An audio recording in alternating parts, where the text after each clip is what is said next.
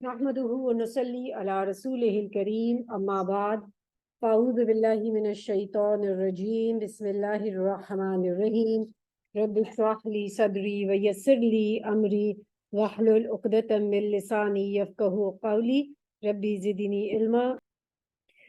हर चीज़ का एक पीक होता है। जितनी हमने पीछे से सीरा पढ़ते आ रहे थे तो आज जो है सीरा का वो एक पीक है। और वो पीक क्या है, वो जो उसकी वो कहते हैं ना कि सबसे बुलंद जो दर्जा पहुंच जाता है ना, कि वो सारी कोशिशें, सारी शहादतें और सारी गज़वात, उसका एंड क्या हो गया कि फतेह मक्का। तो आज का जो हमारा मेन टॉपिक होगा दैट वुड बी फतेह मक्का। और फिर उसके बाद की दो जो गज़वात हुई थी, एक गज़वा हुनैन और गज़वा तबूक, इंशाल्लाह हम करेंगे। ठीक है। अगर आपके पास किताब नहीं भी है ना, तो अगर आप इस तमाम पूरे एक वो जो एक मंजर होगा ना, उसको अगर अपने आंखों के सामने विजुलाइज करेंगे ना, तो आपको लगेगा कि पूरी एक फिल्म चल रही है वो फतेह मक्का की। ठीक है, तो इंशाल्लाह हम शुरू करते हैं। रमजान सन 8 हिजरी में ये हुआ था। ठीक है, रमजान 8 हिजरी में अल्लाह ताला ने अपने रसूल सल्लल्लाहु अलैहि वसल्लम को मक्का मुकरमा की फतह का शर्फ बख्शा। ये सबसे अजीम फतह थी जिससे अल्लाह ने अपने दीन और रसूल को इज्जत बख्शी, अपने घर और अपने शहर को गलत हाथों से आज़ाद करा दिया, यानी मुश्रिकीन से। इस फतह पर आसमान वालों ने खुशी मनाई और कुफार अल्लाह के दीन में फौज दर फौज दाखिल हो गए। इनका सबब ये हुआ, यानी इस फतह का, यानी ये अल्लाह रसूल सल्लल्लाहु अलैहि वसल्लम का हमला करने का या मक्का फतह करने की क्या चीज सबब बनी कि बनु बकर हुदैबिया के मुआहदे में कुरैश की जानिब शामिल हो गए थे। यानी अब ये दो ग्रुप्स हैं, एक है बनु बकर और एक है बनु खज़ा। एक जो है वो मुश्रिकीन के दोस्त है, एक जो है जो मुसलमानों के साथ थे। ठीक है, तो बनु बकर जो है वो कुरैश के मुआहदे में कुरैश की जानिब शामिल हो गए थे, और इनकी बनु खज़ा के साथ दौरे जालियत में खूनरेजी और कशाकश चली आ रही थी। यानी इनके एक झगड़ा चला आ रहा था, ये एक दुश्मनी चली आ रही थी। किससे? कुरैश से, बनु खज़ा की। बनु खज़ा बेसिकली ये वो थे जो मुसलमानों के साथ थे, और कुछ लोग इनमें काफी सारे मुसलमान भी हो गए थे। एक कबीले का नाम है, ठीक है, बनु खज़ा, जिसकी आग इस्लाम की आमद के सबब वक्ती तौर पर बुझ गई थी। जब हुदैबिया की सुलह वाक़या हो चुकी तो बनु बकर ने इसे गनीमत जाना और मौके पाकर शाबान 8 हिजरी में रात के वक्त बनु खज़ा पर छापा मार दिया। याद रखिए, अरबों के अंदर जो एक का दोस्त है तो वो उसका जो दुश्मन है उसके भी दोस्त को वो अपना दोस्त ही कहेगा। ठीक है, यानी फॉर एग्जांपल दुश्मन जो होगा उसको पता होगा कि अगर मेरी इसके साथ दोस्ती है तो वो दूसरा जो उसका दोस्त है उसको भी मैंने ख्याल करना है, तो वो सारा वो जो एग्रीमेंट उसमें उनके दोस्त भी शामिल हैं। तो बनु बकर ने क्या किया, बनु खज़ा जो है उन पे हमला कर दिया। दो के मुसलमानों का कुरैश के साथ मुआहदा हो गया था कि वो कितने साल तक अब जंग नहीं करेंगे, तो एज अ एग्रीमेंट जो है वो बनु खज़ा पे हमला नहीं कर सकते थे। इस वक्त बनु खज़ा तेर नामी एक चश्मे पर थे। बनु बकर ने इनके 20 से ज्यादा आदमी कत्ल किए और इन्हें मक्का तक धकेल लाए, मगर मक्का के अंदर भी इनसे लड़ाई की। कुरैश ने भी पसे पर्दा हथियारों और आदमियों से इनकी मदद की। यानी अगर डायरेक्ट कुरैश इसमें इन्वॉल्व नहीं था तो उन्हें बनु बकर को क्या किया था, हथियार फराहम किया। आज भी क्या होती है, बाहर की जो बड़ी बड़ी सुपर पावर्स होती है वो खुद अगर जंग में नहीं होती तो वो पीछे से उनको सपोर्ट करती हैं, हथियार जो है उनको फराहम किए जाते हैं। बनु खज़ा चूंकि सुलह हुदैबिया में मुसलमानों के साथ शामिल हो गए थे और इनकी मुतअद्दिद अफराद मुसलमान हो चुके थे, इसलिए उन्होंने रसूल अल्लाह सल्लल्लाहु अलैहि वसल्लम को इस वाक़े की इत्तला दी। आप सल्लल्लाहु अलैहि वसल्लम ने फरमाया, वल्लाह मैं जिस चीज से अपनी हिफाजत करता हूँ इससे तुम्हारी भी जरूर हिफाजत करूंगा। इधर कुरैश ने अपनी गलतकारी महसूस कर ली और इसके नताइज से खौफजदा हो गए, क्योंकि उनको इस बात का एहसास हो गया था कि अब उन्होंने मुआहिदा तोड़ दिया। इसलिए उन्होंने झट अबू सुफियान बिन हर्ब को मदीना भेजा कि वो अहद को पुख्ता करे और मुद्दत और बढ़ा दे। अबू सुफियान मदीना पहुंचा तो अपनी साजादी उम्मुल मोमिनीन उम्मे हबीबा रदी अल्लाह अन्हा के घर आया। और आपको याद होगा उम्मे हबीबा जो है ये मुसलमान हो चुकी थी और हबशा में इनकी जो है रसूल सल्लल्लाहु अलैहि वसल्लम से शादी भी करवा दी थी, हबशा के बादशाह नजाशी ने। जब रसूल सल्लल्लाहु अलैहि वसल्लम के बिस्तर पर उसने बैठना चाहा, यानी अबू सुफियान बिन हर्ब, अब अबू सुफियान बिन हर्ब जो है ना कुछ जनरेशन पीछे रसूल सल्लल्लाहु अलैहि वसल्लम के एक कजन्स में शामिल होती है। ठीक है, तो वो सेम खानदान है कुरैश का। तो इनकी बेटी ने क्या किया कि उनको मना कर दिया कि आप इस बिस्तर को लपेट दिया। ठीक है, तो आप इस बिस्तर पे नहीं बैठ सकते। तो सुफियान ने कहा, बेटी क्या तुम इस बिस्तर को मेरे लायक नहीं समझा या मुझे इस बिस्तर के लायक नहीं समझा? انہوں نے یہ رسول سے کہا کہ یہ رسول صلی اللہ علیہ وسلم کا بستر ہے اور آپ ناپاک مشرک ہیں۔ ابو سفیان نے کہا واللہ میرے بعد تمہیں شر پہنچ گیا ہے، یعنی جب تک تم میرے پاس تھی ٹھیک تھی، جب سے تم میرے پاس گئی ہو تمہیں تو بس کوئی شر مل گیا۔ پھر رسول صلی اللہ علیہ وسلم کے پاس آیا اور آپ سے گفتگو کی۔ آپ صلی اللہ علیہ وسلم نے کوئی جواب نہیں دیا۔ کیا گفتگو کی کہ بھائی اب ہمارا معاہدہ جو ہے وہ ہم سے غلطی ہو گئی، ہمیں معاف کر دیا جائے، معاہدہ ایکسٹینڈ کیا جائے۔ آپ صلی اللہ علیہ وسلم نے کوئی جواب نہیں دیا۔ پھر وہ حضرت ابوبکر رضی اللہ عنہ کے پاس گیا اور وہ رسول صلی اللہ علیہ وسلم سے بات کریں، انہوں نے کہا میں کچھ بھی نہیں کر سکتا۔ اس کے بعد وہ حضرت عمر رضی اللہ عنہ کے پاس گیا تو انہوں نے کہا اس سے بھی زیادہ سخت بات کی۔ اس کے بعد وہ حضرت علی رضی اللہ عنہ کے پاس آیا، انہوں نے معذرت کی اور مشورہ دیا کہ وہ خود لوگوں کے درمیان امان کا اعلان کرے اور واپس چلا جائے، یعنی خود جائے مسجد میں جائے، اعلان کر دے کہ ہماری طرف سے امان ہے، ہماری طرف سے کوئی جنگ نہیں ہے، اور واپس چلا جائے۔ اس نے ایسا ہی کیا۔ ادھر رسول صلی اللہ علیہ وسلم نے غزوے کی تیاری شروع کر دی، صحابہ کو بھی اس کا حکم دیا اور مدینہ کے گرد و پیش اعراب جو تھے ان میں بھی اطلاع دے دی، البتہ خبر چھپائی رکھی۔ یہ کہہ دیا کہ ہم حملہ کر، یہ نہیں بتایا کہ ہم فتح کرنے جا رہے ہیں، ٹھیک ہے۔ اس خبر کو رسول صلی اللہ علیہ وسلم نے بالکل چھپائے رکھا تاکہ اس کو بالکل سیکرٹلی یہ مشن جو ہے، کچھ مشنز کے لیے پہلے سے وہ پھر بھی پتہ لگ جاتا، یہ تو بالکل کمپلیٹلی سیل رکھا گیا تھا تاکہ ان کو بالکل اس چیز کا احساس ہو۔ اور مدینہ کے دعا فرمائی کہ اے اللہ جاسوسوں خبروں کو قریش تک پہنچنے سے روک لے، تاہم ہم ان کے علاقے میں اچانک ان کے سر پر پہنچ جائیں۔ مزید رازداری کے لیے آپ نے اوائل رمضان میں حضرت ابو قتادہ رضی اللہ عنہ کو مدینہ سے 36 میل دور بطن عدم کی طرف روانہ فرما دیا تاکہ لوگ سمجھے کہ ہم اس علاقے کا رخ کریں، یعنی پہلے وہاں پہ ایک صحابی کو پہلے رضی اللہ عنہ کو بھجوا دیتے تاکہ لوگ سمجھے کہ رسول صلی اللہ علیہ وسلم اس طرف غزوے کے لیے جا رہے ہیں، یعنی اتنا سیکرٹلی اس مشن کو کیا گیا تھا۔ لیکن حضرت حاتب بن ابی بلتہ رضی اللہ عنہ نے قریش کو ایک خط لکھا، ابھی اس کے بارے میں آپ کو یاد ہے، اپنے قرآن میں بھی پڑھا ہوا ہے کہ انہوں نے کیا کیا تھا، چونکہ ان کے گھر والے اور بچے جو ہیں یہ ابھی مکہ میں ہی تھے، اور مکہ میں جو کہ ایک ٹرائب سسٹم تھا، ہر کوئی اپنے جو بھی ٹرائب کے لوگ ہوتے تھے ان کی پروٹیکشن کرتے تھے، تو ان کو یہ ڈر تھا کہ میرا تو وہاں کوئی رہتا ہی نہیں ہے، میری تو کوئی ٹرائب نہیں ہے، میرا کوئی قبیلہ نہیں ہے، تو میں سب سے پہلے جب اگر رسول صلی اللہ علیہ وسلم جب حملہ کریں گے تو قریش والے میرے بیوی بچوں کو مار دیا جائے گا، تو انہوں نے اپنے بیوی بچوں کی پروٹیکشن کے لیے قریش کو چھپ کے خط لکھا اور اس جو رسول صلی اللہ علیہ وسلم کے فتح مکہ کے بارے میں بتا دیا۔ اچھا جی، انہوں نے یہ رکا ایک عورت کو دیا اور اسے قریش تک پہنچانے پر معاوضہ رکھا۔ رسول اللہ صلی اللہ علیہ وسلم کے پاس آسمان سے خبر آ گئی اور آپ نے حضرت علی، حضرت مقدار، حضرت زبیر اور ابو مرثد غنوی رضی اللہ عنہ کو یہ کہہ کر بھیجا کہ روزہ خواہ جاؤ، وہاں ایک ہودج نشین عورت، ہودج کی ہوتی ہے کہ یعنی ایک پالکی کے اندر اکیلی عورت جو ہے کسی اونٹ پہ جا رہی ہے، تو اس کے اندر ایک عورت ہوگی، اس کے پاس ایک رکا ہوگا، وہ اس سے لے لینا۔ انہوں نے جا کر رکا طلب کیا، عورت نے کہا میرے پاس تو کوئی رکا نہیں ہے۔ ان لوگوں نے کہا رکا نکالو یا ہم تمہیں ننگا کر دیں گے۔ اس پر اس سے اپنے جوڑے سے رکا نکالا، یہ لوگ اسے لے کر نبی صلی اللہ علیہ وسلم کے پاس آئے۔ آپ صلی اللہ علیہ وسلم نے فرمایا حاتب یہ کیا ہے؟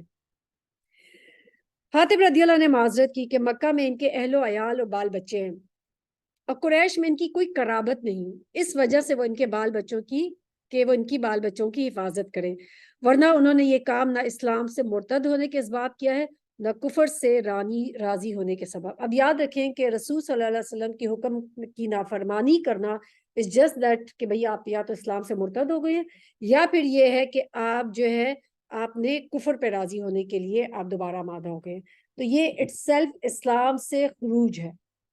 تو اب رسول صلی اللہ علیہ وسلم جب ان سے پوچھو تو اس بات کی قسم کھانے کہ میں اسلام سے خارج نہیں ہوا نہ میں مرتد ہوا ہوں۔ حضرت عمر نے کہا اللہ کے رسول صلی اللہ علیہ وسلم مجھے چھوڑیے، میں اس کی گردن مار دوں، کیونکہ اس نے اللہ اور اس کے رسول سے خیانت کی ہے اور منافق ہو گیا ہے۔ رسول اللہ صلی اللہ علیہ وسلم نے فرمایا یہ جنگ بدر میں حاضر ہو چکا ہے اور تمہیں کیا پتا، ہو سکتا ہے اللہ تعالیٰ نے اہل بدر پر جھانک کر کہا ہو کہ تم لوگ جو چاہو میں نے تمہیں بخش دیا۔ یہ سن کر حضرت عمر کی آنکھیں نم ہو گئی اور کہا اللہ اور اس کے رسول بہتر جانتے ہیں۔ کتنی مطلب آپ دیکھیں کہ ٹوٹل سبمیشن ہے۔ مکہ کی راہ میں 10 رمضان سن 8 ہجری کو رسول صلی اللہ علیہ وسلم نے مدینہ چھوڑ کر رخ کیا مکہ کی طرف۔ آپ کے ساتھ 10,000 صحابہ کرام تھے۔ مدینہ پر ابو رحم غفاری رضی اللہ عنہ کا تقرر فرمایا۔ جوفا پہنچے تو آپ کے چچا حضرت عباس ملے. اب آپ دیکھیں کہ فتح مکہ تک حضرت عباس رضی اللہ عنہ اسلام قبول انہوں نے یعنی اوپنلی نہیں کیا تھا. کچھ علماء کہتے ہیں کہ انہوں نے سیکریٹلی کیا تھا لیکن اس چیز کو اوپن نہیں کیا تھا. لیکن وہ اس وقت خیر اینی وے مسلمان ہو کر اپنے بال بچوں سمیت ہجرت کر کے آ رہے تھے. ابوا میں آپ کے چچیرے بھائی ابو سفیان بن حارث اور پھوپھی زاد بھائی عبداللہ بن امیہ ملے. ٹھیک ہے, یہ جو ہے ابو سفیان بن حارث ہے. یاد رکھیں یہ ابو سفیان بن حرب نہیں ہے. یہ رسول صلی اللہ علیہ وسلم کے جو ہیں وہ چچا کے عبد المطلب کے جو ہیں ان کے بیٹے سے, آپ صلی اللہ علیہ وسلم کے یعنی آپ کا چچا کے بیٹے ہیں اور آپ کے دوسری پھوپھی کے بیٹے ہیں. تو یہ اسلام قبول کر کے آپ نے ان دونوں سے منہ پھیر لیا کیونکہ یہ آپ صلی اللہ علیہ وسلم کو بہت زیادہ تنگ کرتے تھے, کیونکہ یہ دونوں آپ صلی اللہ علیہ وسلم کو سخت اذیت پہنچاتے اور حجب کرتے تھے. حضرت ام سلمہ نے عرض کیا, اب یہ ام سلمہ آپ صلی اللہ علیہ وسلم کی زوجہ محترمہ ہے. اب دیکھیں اچھی بیوی کا کردار یہاں پہ. اگر آج کل کی کوئی بیوی ہوتی کہتی ہاں دیکھو کس کس طریقے سے تنگ کیا تھا, کبھی نہیں ان کو معاف کرنا. حضرت ام سلمہ نے کتنا خوبصورت انہوں نے کردار نظر آتا ہے. انہوں نے عرض کیا کہ ایسا نہیں ہونا چاہیے کہ آپ کے چچا زاد اور پھوپھی زاد بھائی ہیں, آپ کے یہاں سب سے بدبخت ہوں, یعنی آپ کے پاس آئیں اور بدبخت ہو کے جائیں. ایسا نہیں ہونا چاہیے. حضرت علی نے ابو سفیان بن حارث کو سکھایا کہ تم رسول صلی اللہ علیہ وسلم کے سامنے جاؤ اور ان سے وہی کہو جو حضرت یوسف علیہ السلام کے بھائیوں نے حضرت یوسف علیہ السلام سے کہا تھا. کیا کہا تھا؟ کہ اللہ کی قسم اللہ نے آپ کو ہم پر فضیلت بخشی اور یقیناً ہم ہی خطا کار تھے. انہوں نے ایسا کیا. رسول اللہ صلی اللہ علیہ وسلم نے فرمایا آج تم پر کوئی سرزنش نہیں ہے, اللہ تمہیں بخش دے گا اور وہ سب سے زیادہ رحم کرنے والا ہے. قال لا تصریب علیکم اليوم یغفر اللہ لکم وَهُوَ أَرْحَمُ الرَّاحِمِينَ. ابو سفیان نے آپ کو چند اشعار بھی سنائے, یعنی اپنی سابقہ جو بھی حرکات ان پہ معافی مانگنے کے لیے آپ صلی اللہ علیہ وسلم کی حمد یعنی آپ صلی اللہ علیہ وسلم کی مدح کہی اور آپ صلی اللہ علیہ وسلم کے لیے شعر کیے. جب آپ قدیر پہنچے تو دیکھا کہ لوگ پر روزہ گراں گزر ہے. اب یہاں پہ آپ دیکھیں کہ فتح مکہ کے لیے جو سب لوگ پیدل نکلے یہ سب روزے سے ہیں. تو اب یہاں پہ رسول صلی اللہ علیہ وسلم نے فیل کیا کہ اب لوگ جو ساتھ نکلے ان کے لیے روزہ رکھنا مشکل ہو رہا ہے. تو آپ نے کیا کیا؟ روزہ کھول دیا اور لوگوں کو بھی کھولنے کا حکم دیا. یعنی سب سے پہلے آپ نے خود کھولا. اب آپ دیکھیے ہر کام نیکی میں پہلے خود کیے تو آٹومیٹیکلی لوگ آپ کو فالو کریں. یہاں تک کہ عشاء کے وقت محل الزہران نے نزول فرمایا, آپ کے حکم سے لشکر نے الگ الگ آگ جلائی, یوں 10,000 آگ جلائی گئی. اس سے کیا فائدہ ہوا؟ دشمن یہ سمجھ ہے اتنی بڑی تعداد میں, کیونکہ بہت سارے لوگ مل کے ایک آگ جلاتے ہیں, یہاں پہ ہر انڈیویجلی آگ جلا رہے ہیں تو وہ سمجھتے ہیں کہ پتہ نہیں کتنے ہزاروں لوگوں کو ایک لشکر آ رہا ہے. تو الگ الگ آگ جلوائی گئی, یعنی ایک جنگی اسٹریٹجی تھی روب ڈالنے کے لیے. بالکل. حضرت عمر بن خطاب رضی اللہ عنہ کو پہرے پر مقرر فرمایا. ادھر ابو سفیان خوف و اندیشے کے عالم میں نکلا. اسے کچھ پتہ نہ تھا کہ اس کے ساتھ حکیم بن حزام اور بدیل بن ورقہ بھی تھے. یعنی یہ حکیم بن حزام کون تھے؟ یاد ہے یہ حضرت خدیجہ رضی اللہ عنہ کے وہ بھتیجے تھے جنہوں نے آپ صلی اللہ علیہ وسلم کو وہ غلام جو ہے کون سے غلام دیے تھے؟ زید بن حارثہ ایز اے گفٹ دیے تھے. یہ وہی ہیں. اب یہاں پہ انہوں نے فتح مکہ پہ اسلام قبول کر لیا. آگ دیکھی تو کہنے لگے آج جیسی آگ اور لشکر تو میں نے دیکھا ہی نہیں. بدیل نے کہا یہ خزاں ہے, یعنی جو بنی خزاں کا قبیلہ ہے. ابو سفیان نے کہا خزاں اس سے کہیں کم اور ذلیل ہیں کہ یہ ان کی آگ اور ان کا لشکر ہو, یعنی یہ ہو ہی نہیں سکتا کہ ان کی آگ ہو. اس وقت حضرت ابو سفیان دربار نبوت پہ, اس وقت حضرت عباس رضی اللہ عنہ نبی صلی اللہ علیہ وسلم کے خچہ پر چکر لگا رہے تھے. آواز سنی تو پہچان گئے اور کہا ابو حنزلہ. کس کو؟ یعنی ابو سفیان کو. اس سے کہا ابو الفضل. کہا ہاں. اس سے کہا کیا بات ہے؟ میرے ماں باپ تجھ پر قرآن. حضرت عباس سے کہا یہ رسول اللہ صلی اللہ علیہ وسلم ہے, لشکر سمیت قریش کی تباہی واللہ. اس سے کہا اب کیا ہیلا ہے, یعنی کیا بچنے کا طریقہ ہے؟ میرے ماں باپ تجھ پر قربان. حضرت عباس سے کہا اگر وہ تمہیں پا گئے تو تمہاری گردن مار دیں گے, لہٰذا اس خچر پر میرے پیچھے بیٹھ جاؤ, میں تمہیں رسول صلی اللہ علیہ وسلم کے پاس لے چلتا ہوں. چنانچہ وہ پیچھے بیٹھ گیا. جب عمر بن خطاب کے پاس سے گزرا تو اسے دیکھا ابو سفیان, اللہ کا دشمن. اللہ کی حمد ہے کہ اس کے بغیر کسی عہد و پیمان کے تجھے ہمارے قابو میں کر دیا. اس کے بعد انہوں نے رسول صلی اللہ علیہ وسلم کی طرف دوڑ لگائی. حضرت عباس نے بھی خچر کو ایڑ لگا دی.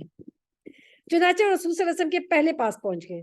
پھر حضرت عمر داخل ہوئے. انہوں نے پہنچتے ہی آپ سے ابو سفیان کی گردن مارنے کی اجازت چاہی. حضرت عباس نے کہا میں نے اسے پناہ دے رکھی ہے, اور رسول صلی اللہ علیہ وسلم کا سر پکڑ لیا. اور کہا آج رات میرے سوا کوئی آپ سے سرگوشی نہ کرے گا۔ حضرت عمر نے بار بار اجازت چاہی لیکن رسول صلی اللہ علیہ وسلم خاموش رہے۔ پھر حضرت عباس سے کہا اسے اپنے ڈیرے پر لے جاؤ، صبح میرے پاس لے کر آنا۔ اب ڈیفینیٹلی اللہ سبحانہ تعالیٰ کی اس میں حکمت ہے، اللہ کے رسول صلی اللہ علیہ وسلم کوئی کام اللہ تعالیٰ کے حکم کے بغیر نہیں کرتے، تو یہاں پہ رسول صلی اللہ علیہ وسلم جو ہے ان کو قتل کرنے کا نہیں حکم دے رہے۔ پھر جب حضرت صبح خدمت میں نبی میں حاضر ہوئے تو آپ صلی اللہ علیہ وسلم نے فرمایا ابو سفیان تم پر افسوس، کیا اب بھی تمہارے لیے کوئی وقت نہیں آیا کہ تم جان سکو کہ اللہ کے سوا کوئی الہ نہیں؟ ابو سفیان نے کہا میرے ماں باپ آپ پر فدا، آپ کتنے بردبار ہیں، کتنے کریم اور کتنے خواہش پرور ہیں، اگر اللہ کے ساتھ کوئی اور الہ ہوتا تو اب تک تو میرے کچھ کام آیا ہوتا، یعنی میرے کام نہیں آیا تو اس کا مطلب اللہ کے علاوہ کوئی الہ ہے ہی نہیں۔ آپ صلی اللہ علیہ وسلم نے فرمایا ابو سفیان تو پر افسوس اب بھی وہ وقت نہیں آیا کہ تم جان سکو کہ میں اللہ کا رسول ہوں۔ ابو سفیان نے کہا اس بات کے متعلق تو اب بھی دل میں کچھ نہ کچھ کھٹک ہے۔ اس پر حضرت عباس نے کہا اس سے پہلے کہ تمہاری گردن ماری جائے اسلام لاؤ۔ چنانچہ ابو سفیان مسلمان ہو گیا اور حق کی شہادت دی۔ حضرت عباس نے کہا اللہ کے رسول ابو سفیان اعزاز پسند ہے، اسے کوئی اعزاز دیجیے۔ آپ صلی اللہ علیہ وسلم نے فرمایا ہاں جو ابو سفیان کے گھر میں گھس جائے اسے امان ہے۔ تو ابو سفیان نے کہا میرا گھر تو اتنا چھوٹا ہے اس میں کتنے لوگ آئیں گے؟ تو آپ صلی اللہ علیہ وسلم نے فرمایا کہ اچھا چلو جو اپنے گھر میں دروازہ بند کر لیے اس کے لیے امان ہے۔ تو اسے کہا لوگ تو اس سے بھی زیادہ ہے، تو اسے کہا چلو جو مسجد حرام ہے آپ صلی اللہ علیہ وسلم نے فرمایا داخل ہو جائے اس کے لیے بھی امان، یعنی کمپلیٹلی طور پہ آپ صلی اللہ علیہ وسلم نے سب کے لیے امان کر دی۔ مکہ مکرمہ میں رسول صلی اللہ علیہ وسلم کا داخلہ، اسی صبح رسول صلی اللہ علیہ وسلم مکہ روانہ ہوئے۔ حضرت عباس کو حکم دیا کہ ابو سفیان کو وادی کے تنگنادے پر پہاڑ کے ناکے کے پاس روک رکھیں تاکہ وہاں سے گزرنے والی خدائی فوجوں کو ابو سفیان دیکھ سکے۔ حضرت عباس نے ایسا ہی کیا، کیوں؟ تاکہ اس پر روک قائم ہو۔ ادھر قبائل اپنے اپنے پرچم لیے گزرنے لگے۔ جب کوئی قبیلہ گزرتا تو ابو سفیان پوچھتا عباس یہ کون لوگ ہیں؟ جواب حضرت عباس کہتا ہے یہ بنو فلاں یعنی بنو سلیم۔ ابو سفیان کہتا ہے مجھ کو بنو فلاں سے کیا واسطہ؟ یہاں تک کہ انصار کا ایک دستہ گزرا جس کا پرچم حضرت سعد بن عبادہ اٹھائے ہوئے تھے۔ انہوں نے کہا ابو سفیان آج خنریزی کا مار دھاڑ کا دن ہے، آج کعبہ حلال کیا جائے گا۔ ابو سفیان نے کہا عباس پامالی کا دن مبارک ہو۔ پھر رسول صلی اللہ علیہ وسلم اپنے سبز دستے میں تشریف لائے۔ آپ مہاجرین اور انصار کے درمیان فروکش تھے، یہاں صرف لوہے کی بار دکھائی پڑ رہی تھی۔ ابو سفیان نے کہا سبحان اللہ عباس یہ کون لوگ ہیں؟ حضرت عباس نے کہا یہ انصار و مہاجرین کے جلوہ میں رسول اللہ صلی اللہ علیہ وسلم تشریف فرما ہے۔ ابو سفیان نے کہا بھلا ان سے محاذ آرائی کی کسے طاقت ہے؟ تمہارے بھتیجے کی بادشاہت تو بڑی زبردست ہو گئی۔ حضرت عباس نے کہا یہ نبوت ہے، یعنی یہ بادشاہت نہیں ہے یہ نبوت ہے۔ اسے کہا اب تو جی ہاں۔ پھر اسے رسول صلی اللہ علیہ وسلم کو حضرت سعد کی بات بتلائی۔ آپ نے فرمایا سعد نے غلط کہا، آج کعبہ کی تعظیم کی جائے گی، آج کعبہ کو غلاف پہنایا جائے گا، اور پرچم حضرت سعد سے لے کر ان کے صاحبزادے قیس کے حوالے کر دیا۔ نبی صلی اللہ علیہ وسلم کے گزرنے کے بعد ابو سفیان تیزی سے مکہ پہنچا اور نہایت بلند آواز سے پکارا قریش کے لوگوں یہ محمد ہے، تمہارے پاس اتنا بڑا لشکر لے کر آئے کہ مقابلے کی تاب نہیں، لہٰذا جو ابو سفیان کے گھر میں داخل ہو جائے اس سے امان ہے۔ لوگوں نے کہا اللہ تجھے مارے، تیرا گھر ہمارے کتنے آدمیوں کے کام آ سکتا ہے؟ ابو سفیان نے کہا جو اپنا دروازہ بند کر لے اندر سے اسے بھی امان ہے، اور جو مسجد الحرام میں داخل ہو جائے اسے بھی امان ہے۔ یہ سن کر لوگ تیزی سے اپنے گھروں اور مسجد الحرام کی طرف بھاگے۔ جب رسول صلی اللہ علیہ وسلم ذی طوا پہنچے تو میسرہ کے سالار حضرت خالد بن ولید کو حکم دیا کہ وہ خدا کے راستے میں نیچے سے کے حصے سے داخل ہوں، اور کوئی آڑے آئے تو اسے کاٹ کر رکھ دیں یہاں تک کہ صفا پر آپ سے آ ملے۔ اور آپ میمونہ کے قائد اور رسول صلی اللہ علیہ وسلم کے علمبردار زبیر کو حکم دیا کہ وہ خدا کے راستے بالائی حصے سے مکہ میں داخل ہوں اور ہجوم میں آپ کا پرچم گاڑ دیں، اور رسول صلی اللہ علیہ وسلم کی آمد تک وہیں ٹھہرے رہیں۔ اور پیادہ اور بے ہتھیار لوگوں کے قائد حضرت ابو عبیدہ کو حکم دیا کہ وہ بطن وادی کا راستہ پکڑیں اور مکہ میں رسول صلی اللہ علیہ وسلم سے آگے اترے۔ اب آپ دیکھیں گے تین قافلے، ان کو ڈفرینٹ، ایک اوپر حصے سے، ایک نچلے حصے سے، ایک وادی کے حصے سے، تاکہ وہ سب وہاں پہ پہلے داخل ہو جائے جب تک کہ اللہ کے رسول صلی اللہ علیہ وسلم وہاں پہنچ جاتا ہے۔ اب آپ دیکھیں یہ ساری تیاری کب ہو رہی ہے؟ اللہ کے رسول صلی اللہ علیہ وسلم کے جاننے سے، پہنچنے سے پہلے سب چیزیں پہلے سے وہاں پہ تیار کی جا رہی ہیں۔ اس موقع پر قریش نے خندمہ میں کچھ اوباشوں کو جمع کیا، کہا کہ اگر انہیں کچھ کامیابی ہو تو ان کے ساتھ ہو کر رہیں، ورنہ جو کچھ مطالبہ کیا جائے گا منظور کر لیں۔ جب حضرت خالد ان کے پاس سے گزرے تو ایک معمولی سی جھڑپ میں ان کے 12 آدمیوں کو کاٹ ڈالا اور باقی بھاگ کھڑے ہوئے۔ اس کے بعد حضرت خالد مکہ کی گلی کوچوں کو رونتے ہوئے کوئی صفحہ پر رسول صلی اللہ علیہ وسلم سے جا ملے۔ البتہ ان کے دستے سے 2 آدمی راستہ بھٹک کر لشکر سے بچھڑ گئے اور مارے گئے۔ ادھر زبیر نے بھی ہجون میں مسجد فتح کے پاس جھنڈا گاڑا اور ایک قبا نصب کیا جس میں حضرت ام سلمہ حضرت میمونہ نے قیام کیا، یعنی ایک ٹینٹ سا لگایا جس میں انہوں نے قیام کیا اور وہی ٹھہرے رہے یہاں تک کہ رسول اللہ صلی اللہ علیہ وسلم تشریف لائے۔ تھوڑی دیر استراحت فرمایا پھر آگے بڑھے۔ اس وقت حضرت ابوبکر رضی اللہ عنہ آپ کے ہمراہ تھے اور باتیں کر رہے تھے۔ پھر وہ سورۃ فتح کی تلاوت کرتے ہوئے مہاجرین اور انصار کے جلوہ میں مسجد الحرام کے اندر داخل ہوئے، حجر اسود کو چوما اور بیت اللہ کا طواف کیا۔ آپ حالت احرام میں نہ تھے، اس وقت بیت اللہ کی گرد 360 بت تھے۔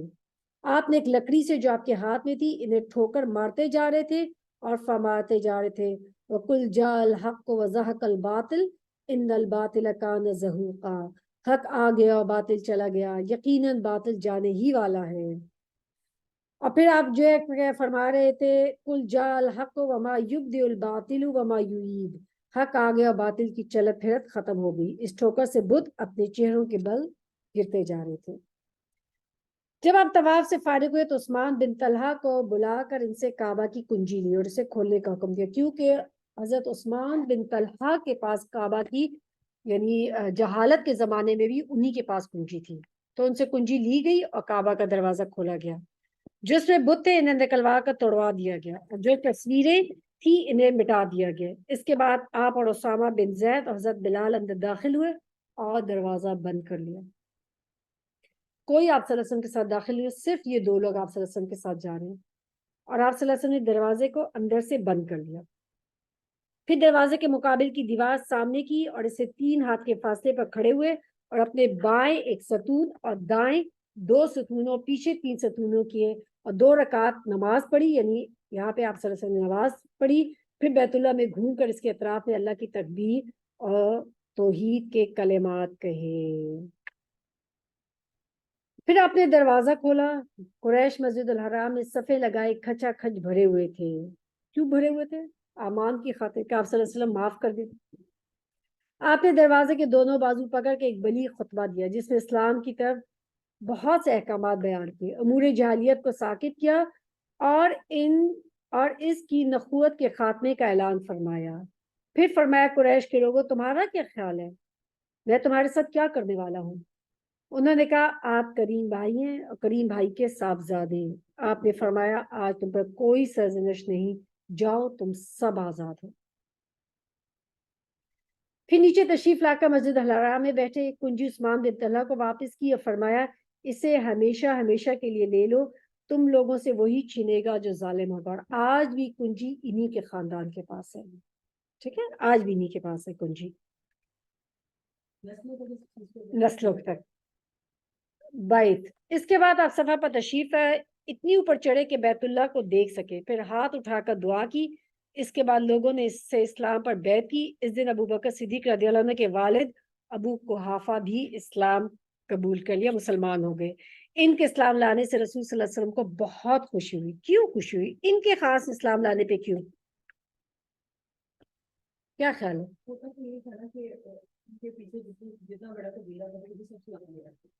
ٹھیک، اور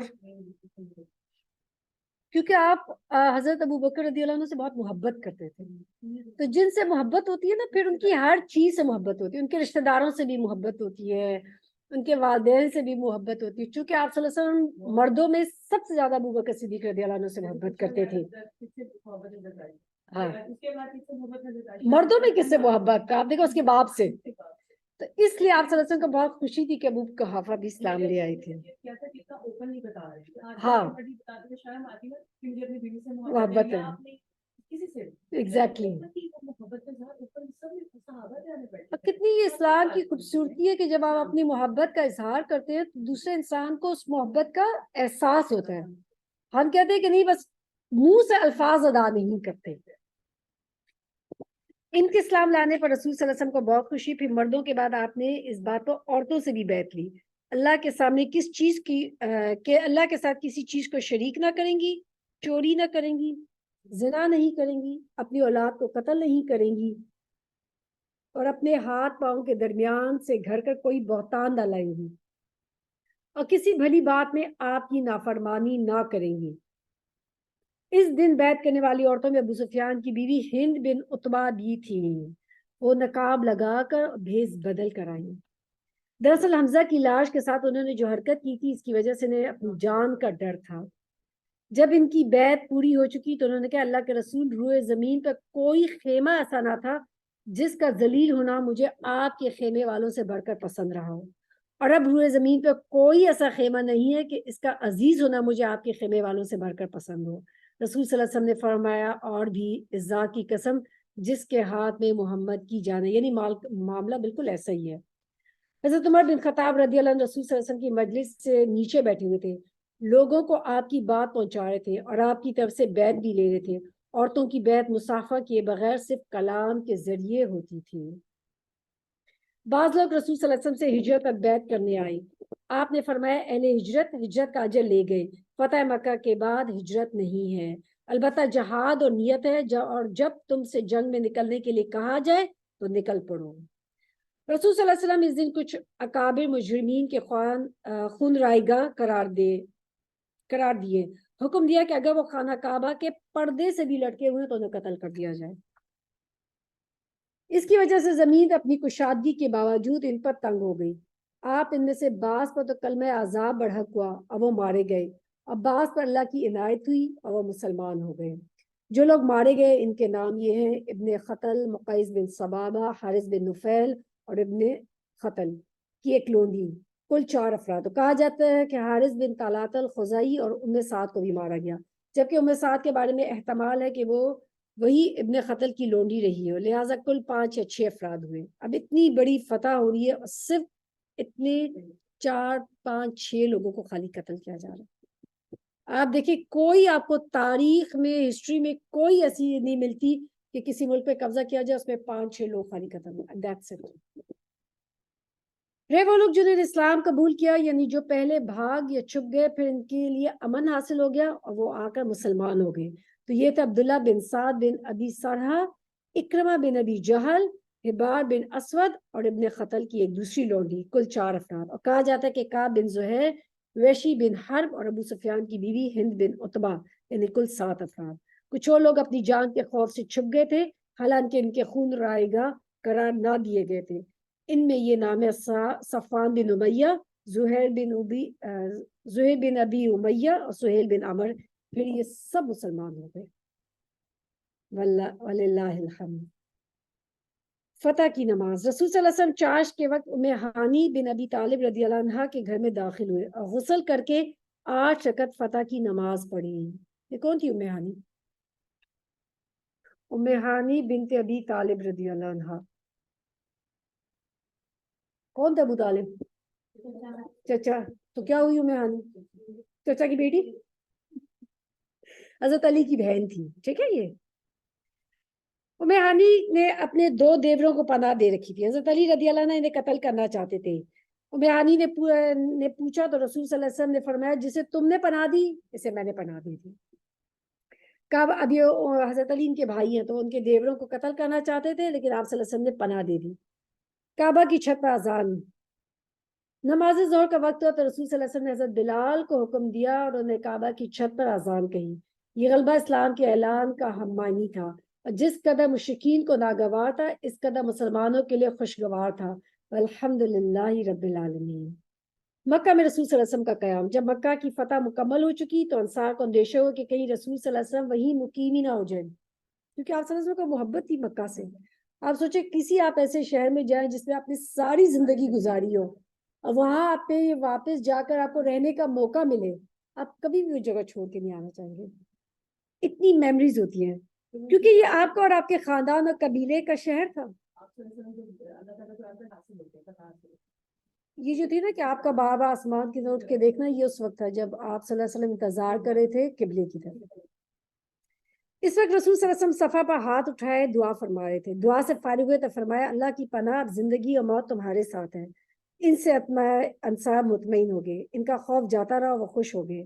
البتہ رسول صلی اللہ علیہ وسلم نے مکہ میں 19 روز قیام فرمایا اور اس دوران نقوش اسلام کی تجدید کی. مکہ کو آثار جاہلیت سے پاک کیا، نئے سرے سے حرم کے کھمبے نصب کیے، یعنی وہاں پہ ستون نصب کیے، اور آپ صلی اللہ علیہ وسلم کے منادی نے اعلان کیا کہ جو شخص اللہ اور آخرت کے دن پر ایمان رکھتا ہے وہ اپنے گھر میں کوئی بت نہ چھوڑے بلکہ اسے توڑ دے. تو کیا خیال ہے، بتوں رکھنے کی اجازت ہے؟ لوگ کہتے ہیں نا کہ ہم کو اس کی پوجا تو نہیں کریں. آپ صلی اللہ علیہ وسلم یہ کیا کریں، کوئی بت نہ رکھے. اگر مسلمان ہو گئے ہو تو تمام بتوں کو توڑ دو. عزا سوا منات کا خاتمہ ہے. 25 رمضان کو رسول صلی اللہ علیہ وسلم نے 30 سواروں کے ساتھ حضرت خالد بن ولید کو عزا اور اس کے بت خانے ڈھانے کے لیے نخلا روانہ کیا. حضرت خالد نے جا کر اسے ڈھا دیا. یہ مشرکین کا سب سے بڑا بت تھا. پھر آپ نے رمضان میں ہی حضرت عمر بن عاص رضی اللہ عنہ کو سوا نامی بت ڈھانے کے لیے روانہ کیا. یہ عزیل کا سب سے بڑا بت تھا. اس کا استحان مکہ کے شمال مشرق میں 150 کلومیٹر کے فاصلے پر رہات نامی مقام پر تھے. حضرت عمر نے اسے جا کر ڈھا دیا اور اس کے مجاور بت کی بے بسی دیکھ کر مسلمان ہو گیا کہ یعنی یہ بت اپنی بھی جو پروٹیکشن نہیں کر سکتا تو میری کیا حفاظت کرے گا. پھر آپ نے سعد بن سعید اشلی کو اسی ماہ رمضان میں 20 سوارنے کا منات کی جانب روانہ کیا ہے. یہ قدیر کے پاس مسلل میں تھا اور یہ کلب خزا غسان اور خزرج کا بت تھا. حضرت سعد نے جا کر اسے توڑ دیا اور بت خانہ ڈھا دیا. پھر آپ نے ماہ شوال میں حضرت خالد بن ولید کو بنو جزیمہ کے پاس تبلیغ و اسلام کے لیے بھیجا.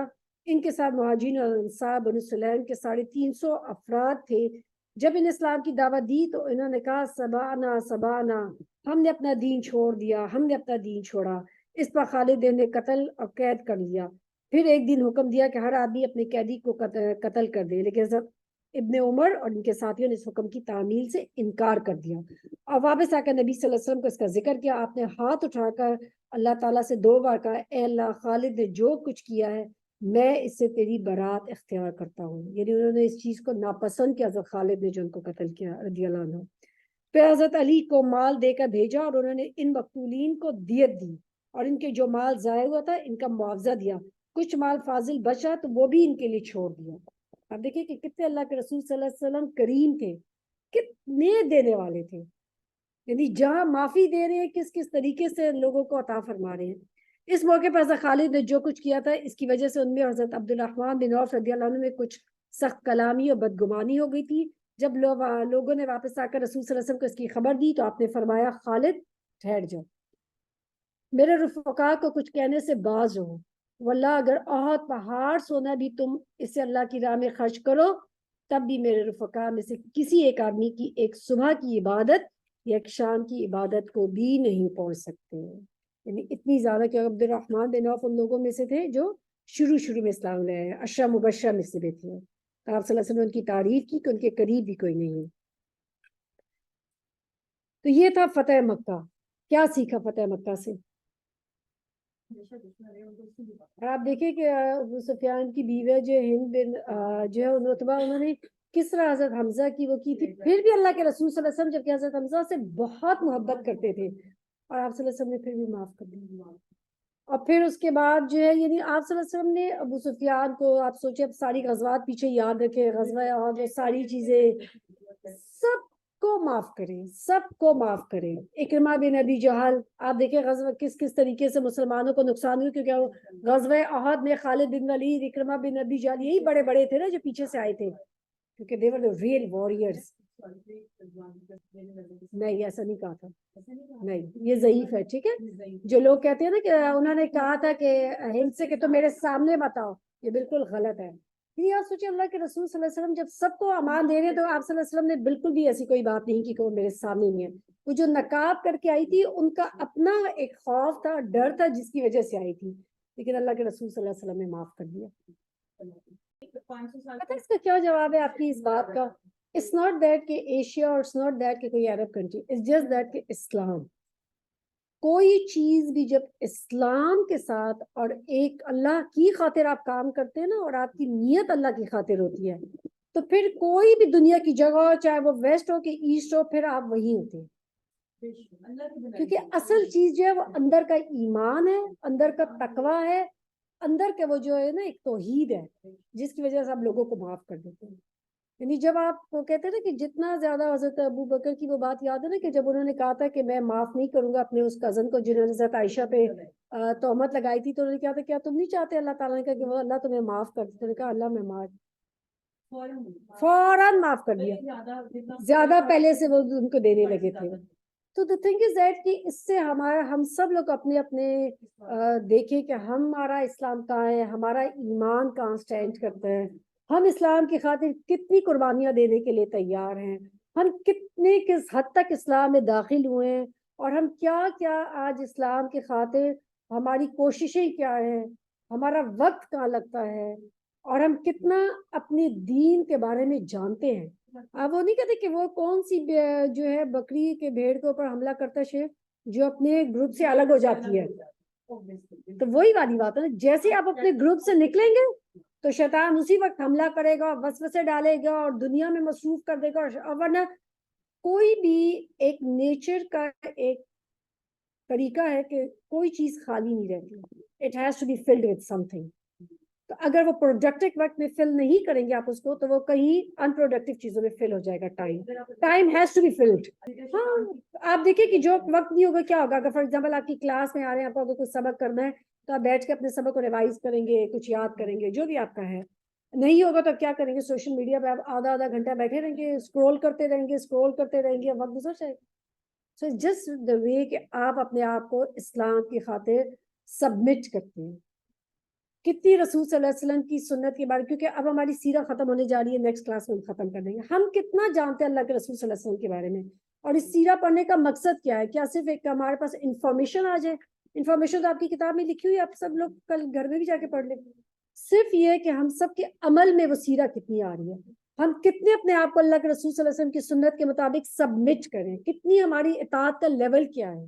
جو عورتوں کو رسول صلی اللہ علیہ وسلم نے میسج دیا اس میں کتنے اس کرائٹیریا میں ہم خود اترے ہیں, ہم کتنی اپنی عزت کی حفاظت کریں, ہم کتنی اپنے آپ کو بچا کے رکھتے ہیں گندی نظروں سے. بالکل, کیونکہ عورت سے یہی چاہیے. جیسے ابھی آپ کہہ رہے تھے نا کہ ہم گھر کے کام میں فارغ نہیں ہوتے, ہم سے یہی کہا گیا ہے, ہم سے اسی کے بارے میں سوال کیا جائے گا. اور جو عورت جس کا شوہر راضی ہے وہ اپنے گھر کی بھی ساری کری ہے, تو اس کے لیے تو وہ جو ہے جنت ہے. تو the thing is that کہ ہر چیز کو اللہ سبحانہ تعالیٰ نے ہر ایک پہ اتنا ہی بوجھ ڈالا جتنا وہ اٹھا سکتا ہے. اگر ہمارے لیے کمپلسری کر دیا جاتا خالی 5 وقت جا کے مسجد میں نماز پڑھو, ہم نہیں کر سکتے تھے, لیکن اللہ نے ہم پہ وہ بوجھ ہی نہیں رکھا. یہ اللہ سبحانہ تعالیٰ کی حکمت ہے, اللہ سبحانہ تعالیٰ کے کامل علم ہے کہ جس کی وجہ سے اللہ تعالیٰ نے ہر ایک کو وہی ڈیوٹیز دی جتنی وہ اٹھا سکتا ہے. غزوہ حنین شمال 8 ہجری میں. اب مکہ کب فتح ہوئے؟ رمضان میں, پورے 1 مہینے بعد اگلی جنگ تیار, غزوہ حنین. مکہ فتح ہو چکا. کیس اعلان کے قبائل مشورے کے لیے اکٹھے ہوئے. ان میں سے ثقیف اور حوازن پیش تھے.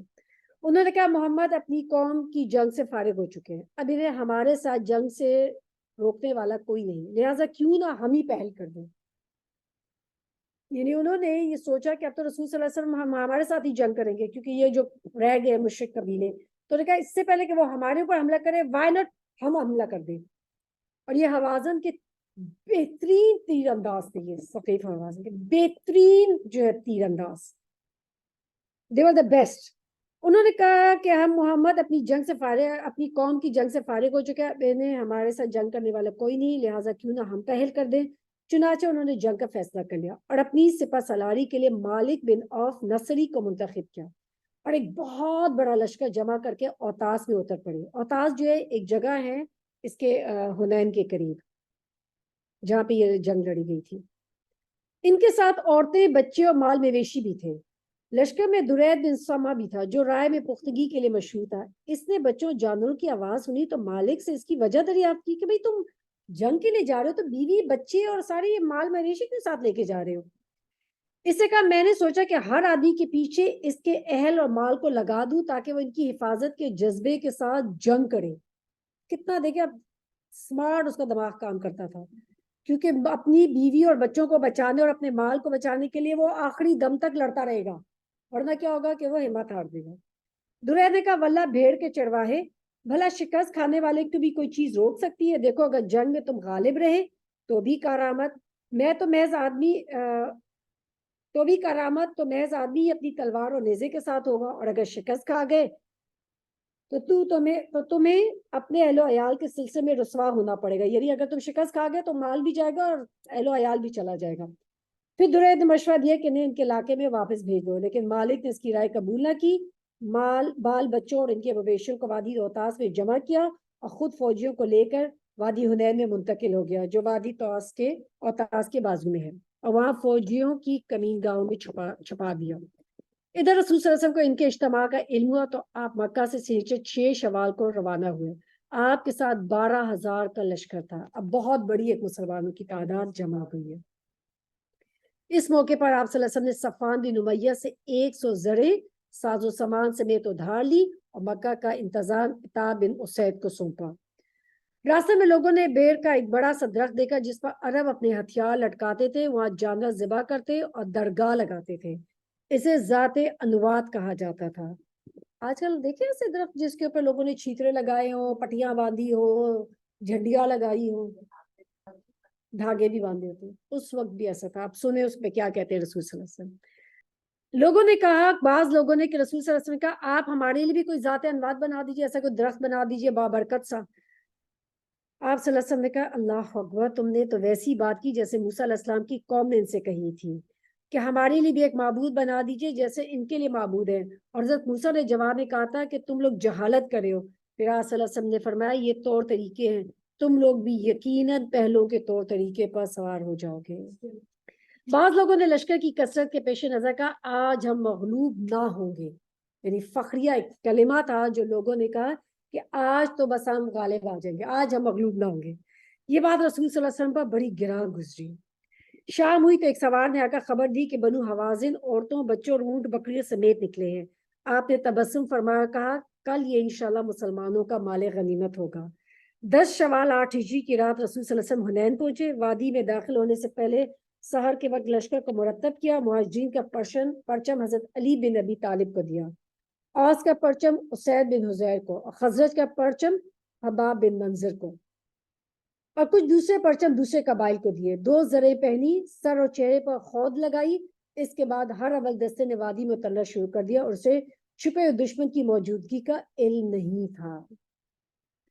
ابھی وہ اتر ہی رہا تھا کہ اچانک دشمن نے ٹڈی دل کی طرح تیروں کی بارش کر دی۔ ٹھیک ہے، ثقیف اور حوازن کے جو لوگ تھے، جو میں نے کہا تھا بہت زبردست تیر انداز تھے، انہوں نے تیروں کی بارش کر دی۔ پھر وہ فرد واحد کی طرح ٹوٹ پڑا۔ اس اچانک حملے سے ہر اول دستے میں اضطراب پھیل گیا اور اس میں موجود مسلمانوں کے پاؤں اکھڑ گئے۔ جو لوگ پیچھے تھے وہ بھی انہی کے ساتھ ہو لیے اور یوں شکست ہو گئے، یعنی آگے والے پیچھے پہ گرے، پیچھے والے پیچھے پہ، اور اس طریقے سے پورا لشکر جو ہے بھاگنے لگا۔ اس صورتحال سے بعض مشرکین اور بعض نو مسلم خوش ہو گئے۔ ابو سفیان نے کہا اب ان کی بھگدڑ سمندر سے پہلے نہ رکے گی، اور صفوان کے ایک بھائی نے کہا آج جادو باطل ہوگی، یعنی صفوان کے بھائی نے اس سے کہا۔ اس کے ایک اور بھائی نے کہا محمد اور اس کے ساتھیوں کی شکست کی خوشخبری سن لو، اب یہ اس کو بھی کبھی نہیں جوڑ سکتے۔ مگر اس پر مشرک صفوان اور نو مسلم اکرمہ بن ابو جہل بگڑ گئے اور ان دونوں کو ڈانٹ پلائی۔ جہاں تک رسول صلی اللہ علیہ وسلم کا تعلق ہے تو نہ صرف یہ کہ آپ تھوڑے سے انصار و مہاجرین کی میت میں ثابت قدم رہے، بلکہ آپ دشمن کی طرف بڑھنے کے لیے خچر کو ایڑ لگا دی اور فرماتے جا رہے تھے انا نبی اللہ کاذبا انا ابن عبد المطلب، میں نبی ہوں، جھوٹا نہیں، میں عبد المطلب کا بیٹا ہوں۔ لیکن ابو سفیان بن حارث آپ کے خچر کی لگام آپ پکڑی ہوئی تھی، حضرت عباس نے رکاب تھام رکھی تھی تاکہ دشمن کی طرف تیزی سے نہ جائے۔ چنانچہ رسول صلی اللہ علیہ وسلم خچر سے اتر گئے، اپنے رب سے دعا کی اور مدد مانگی۔ حضرت عباس کو، جن کی آواز خاصی بلند تھی، حکم دیا کہ آپ کے صحابہ کو، صلی اللہ علیہ وسلم کے صحابہ کو پکاریں۔ حضرت عباس نے پکارا اور اپنی آواز سے وادی بھر دی۔ درخت والوں بیت رضوان پہ جنہوں نے بیت لی تھی کہاں ہو؟ سن کر وہ اس طرح مڑے جیسے گائے اپنے بچوں پر مڑتی ہے۔ وہ کہہ رہے تھے ہاں ہاں آئے آئے۔ اس طرح جب 100 آدمی جمع ہو گئے تو آپ نے دشمن کا مستقبال کیا اور لڑائی شروع کر دی۔ اس کے بعد انصار کی پکار شروع ہوئی، پھر بنو الحارث بن خزرج میں محدود ہوگی۔ ادھر مسلمان دستے ایک پیچھے ایک آتے چلے گئے، یہاں تک کہ آپ کے گرد بڑی تعداد جمع ہو گئی۔ اور اللہ نے اپنے رسول مومنین پر سکینت نازل کی اور ان دیکھا لشکر اترا، چنانچہ مسلمانوں نے پلٹ کر حملہ کیا اور دھواں دھار جنگ شروع ہو گئی۔ رسول صلی اللہ علیہ وسلم نے فرمایا اب چولہا گرم ہو گیا ہے۔ پھر آپ نے ایک مٹھی مٹی لے کر اس قوم کے چہرے پر ماری اور فرمایا شاہت الوجوہ، چہرے بگڑ جائیں۔ اس مٹی نے ان کی آنکھیں بھر دی اور ان کے بعد ان کی دھار کند اور ان کا کام پچھڑتا چلا گیا، یعنی ان کے ہر ایک کی آنکھوں میں وہ مٹی جو ہے وہ گئی، یہاں تک کہ وہ پراگندہ ہو کر بھاگ چلے۔ مسلمانوں نے مارتے پکڑتے ان کا پیچھا کر لیا، چنانچہ عورتوں بچوں کو پکڑ لیا اور بہت سے فوجیوں کو بھی گرفتار کیا۔ اس دن خالد بن ولید کو بہت سارے زخم آئے۔ رسول صلی اللہ علیہ وسلم کے ساتھ اللہ کی عنایت دے کر بہت سے مشرکین مکہ مسلمان ہو گئے۔ مشرکین بھاگے تو 3 گروہ میں بٹ گئے۔ سب سے بڑا گروہ طائف کی طرف بھاگا، دوسرا نخلا کی طرف اور تیسرا گروہ اوتاس میں مورچہ بندی کی۔ آپ نے اوتاس میں ابو موسیٰ اشعری رضی اللہ عنہ کے چچا ابو عامر اشعری رضی اللہ عنہ کو صحابہ کی ایک جماعت کے ساتھ بھیجا۔ انہوں نے دشمن پر حملہ کیا اور بہت سارا مال غنیمت قبضہ کر لیا۔ البتہ خود ابو عامر اشعری رضی اللہ عنہ مارکے میں شہید ہو گئے اور ان کی جگہ ابو موسیٰ اشعری نے سنبھالی جگہ اور مظفر اور منصور واپس آئے۔ ادھر مسلمان سواروں کی ایک جماعت نے نخلا بھاگنے والے مشرکین کا تعاقب کیا اور درید بن سما کو جا پکڑا اور اسے قتل کر دیا۔ رسول اللہ صلی اللہ علیہ وسلم نے مال غنیمت اور قیدیوں کو جمع کرنے کا حکم دیا، جس کی کل مقدار یہ تھی: اونٹ تقریباً 24,000، سوچے کتنی بڑی تعداد میں مال غنیمت آیا تھا، بکریاں 40,000 سے زیادہ، چاندی 4,000 اوکیا یعنی 1,60,000 درہم، اگر آج بھی دیکھیں تو کتنی بڑی رقم ہے اور اس وقت کتنی بڑی رقم تھی، عورتیں اور بچے 6,000۔ ان سب کو جارانہ میں جمع کر کے حضرت مسعود بن عمر غفاری رضی اللہ عنہ کو ان کا نگراں مقرر فرمایا، یعنی یہاں سے یہ سارا مال غنیمت آیا تھا۔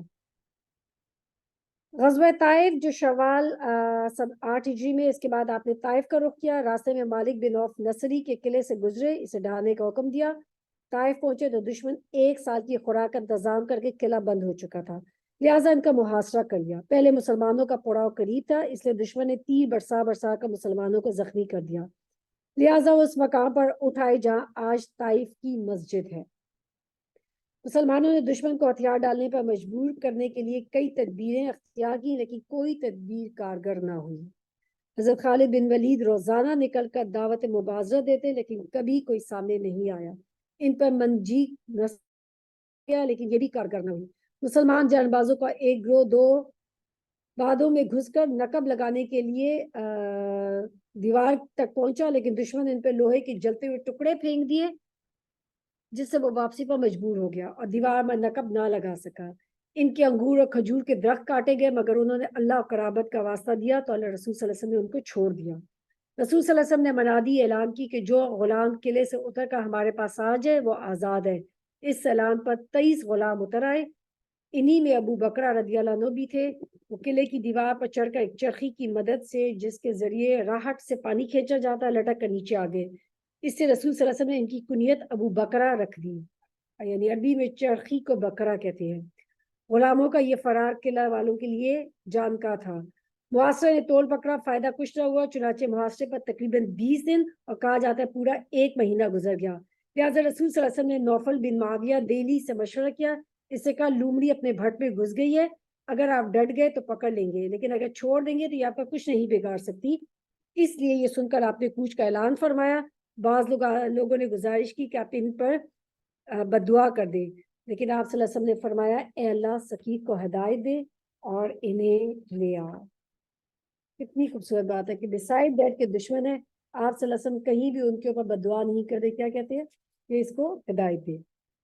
مال غنیمت اور قیدیوں کی تقسیم۔ اس کے بعد رسول صلی اللہ علیہ وسلم طائف سے جارانہ واپس آ کر 10 دن زیادہ ٹھہرے اور مال غنیمت تقسیم نہ فرمایا۔ آپ کو انتظار تھا کہ حوازن توبہ کر کے آ جائیں اور اپنے مال اور قیدی واپس لے جائیں، لیکن جب کوئی نہ آیا تو آپ نے غنیمت سے خمس نکالا اور اسے تالیف قلب کے لیے کمزور اسلام والوں کو دیا، اور کچھ ایسے لوگوں کو بھی دیے جو ابھی تک مسلمان نہیں ہوئے تھے، تاکہ ان کی نظر میں اسلام محبوب ہو جائے۔ چنانچہ ابو سفیان کو 40 اوقیہ چاندی یعنی 1,600 درہم، 100 اونٹ دیے، 100 کیملز، اور پھر اتنا بھی ان کے بیٹے یزید کو دیا، اور پھر اتنا اس کے دوسرے بیٹے معاویہ کو دیا، صفوان بن امیہ کو 100 پھر 100 پھر 100 اتنا دیا، یعنی 100 دیا، پھر 100 اور دیے، پھر 100 اور دیے، یعنی 300 اونٹ دیے۔ حکیم بن حزام، حارث بن حارث بن کلدہ، عینہ بن حسن، اقرا بن حابس، عباس بن مرادس، القمہ بن علاسہ، مالک بن عوف، علاء بن حارثہ، حارث بن حشام، جبیر بن ماتم، سہیل بن عمر اور حویتب بن عبد العزہ وغیرہ کو 100 اونٹ دیے، کچھ لوگوں کو 50 50 اور 40 اونٹ دیے، یہاں تک کہ لوگوں میں شورا ہو گیا کہ محمد اس طرح بے دریغ عطیہ دیتے ہیں کہ انہیں فقر کا اندیشہ ہی نہیں۔ چنانچہ مال کی طلب میں بدو آپ پر ٹوٹ پڑے اور آپ کو ایک درخت کے نیچے سمٹنے پر مجبور کر دیا جس میں آپ کی چادر پھنس گئی۔ آپ نے فرمایا میری چادر دے دو، اس ذات کی قسم جس کے ہاتھ میں میری جان ہے، اگر میرے پاس تہامہ کے درختوں کی تعداد میں بھی چوپائے ہوتے تو میں انہیں تم پر تقسیم کر دیتا، پھر تم مجھے بخیل نہ پاتے اور نہ بزدل اور نہ جھوٹا۔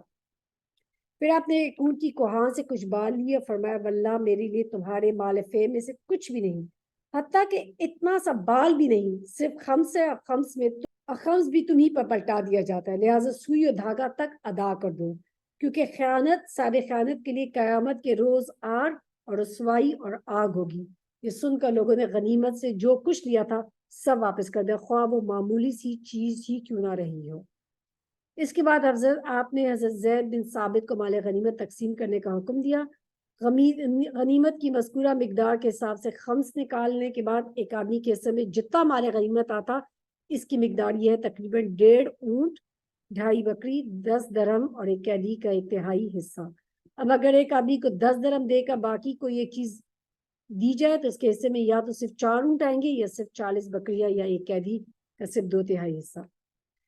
انسان کو رسول صلی اللہ علیہ وسلم کے اس فعل پر بڑی حیرت ہوئی کہ آپ نے مؤلفہ قلوب کو قیاس سے بڑھ کر عطیے دیے ہیں اور انصار کو کچھ نہیں دیا، یعنی یہ جو نئے نئے اسلام لے کر آ رہے ہیں ان کو اتنا کچھ دے رہے ہیں اور انصار کو کچھ بھی نہیں دے رہے۔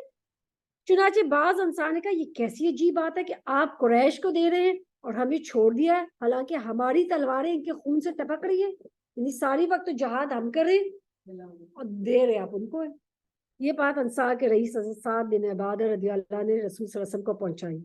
آپ نے تنہا انصار کو جمع کیا، اللہ کی حمد و ثنا کی، پھر اللہ نے آپ کے ذریعے انصار پر جو احسان فرمایا اس کا ذکر کیا، پھر انصار نے آپ پر جو احسان کیا تھا اسے ذکر فرمایا۔ یعنی آپ دیکھیں کہ رسول صلی اللہ علیہ وسلم ان کی اچھائیوں کا ذکر کرتے ہیں، پہلے کرتے ہیں ایگزیکٹلی، تو دوسرے کا دل نرم کرنا ہوتا ہے نا، تو تم نے یہاں واقعی میں مانتا ہوں کہ تم نے یہ کام کیا، ہمارے ساتھ کوئی اچھائی کرے تو ہم کیا کہتے ہیں نہیں، پھر ہم اس کو کبھی اس کو یعنی کہتے ہیں اکنالج نہیں کرتے کہ بھئی آپ اکنالج کریں کہ واقعی آپ پر کسی نے احسان کیا ہے، آپ صلی اللہ علیہ وسلم اس احسان کو اکنالج کر رہے ہیں۔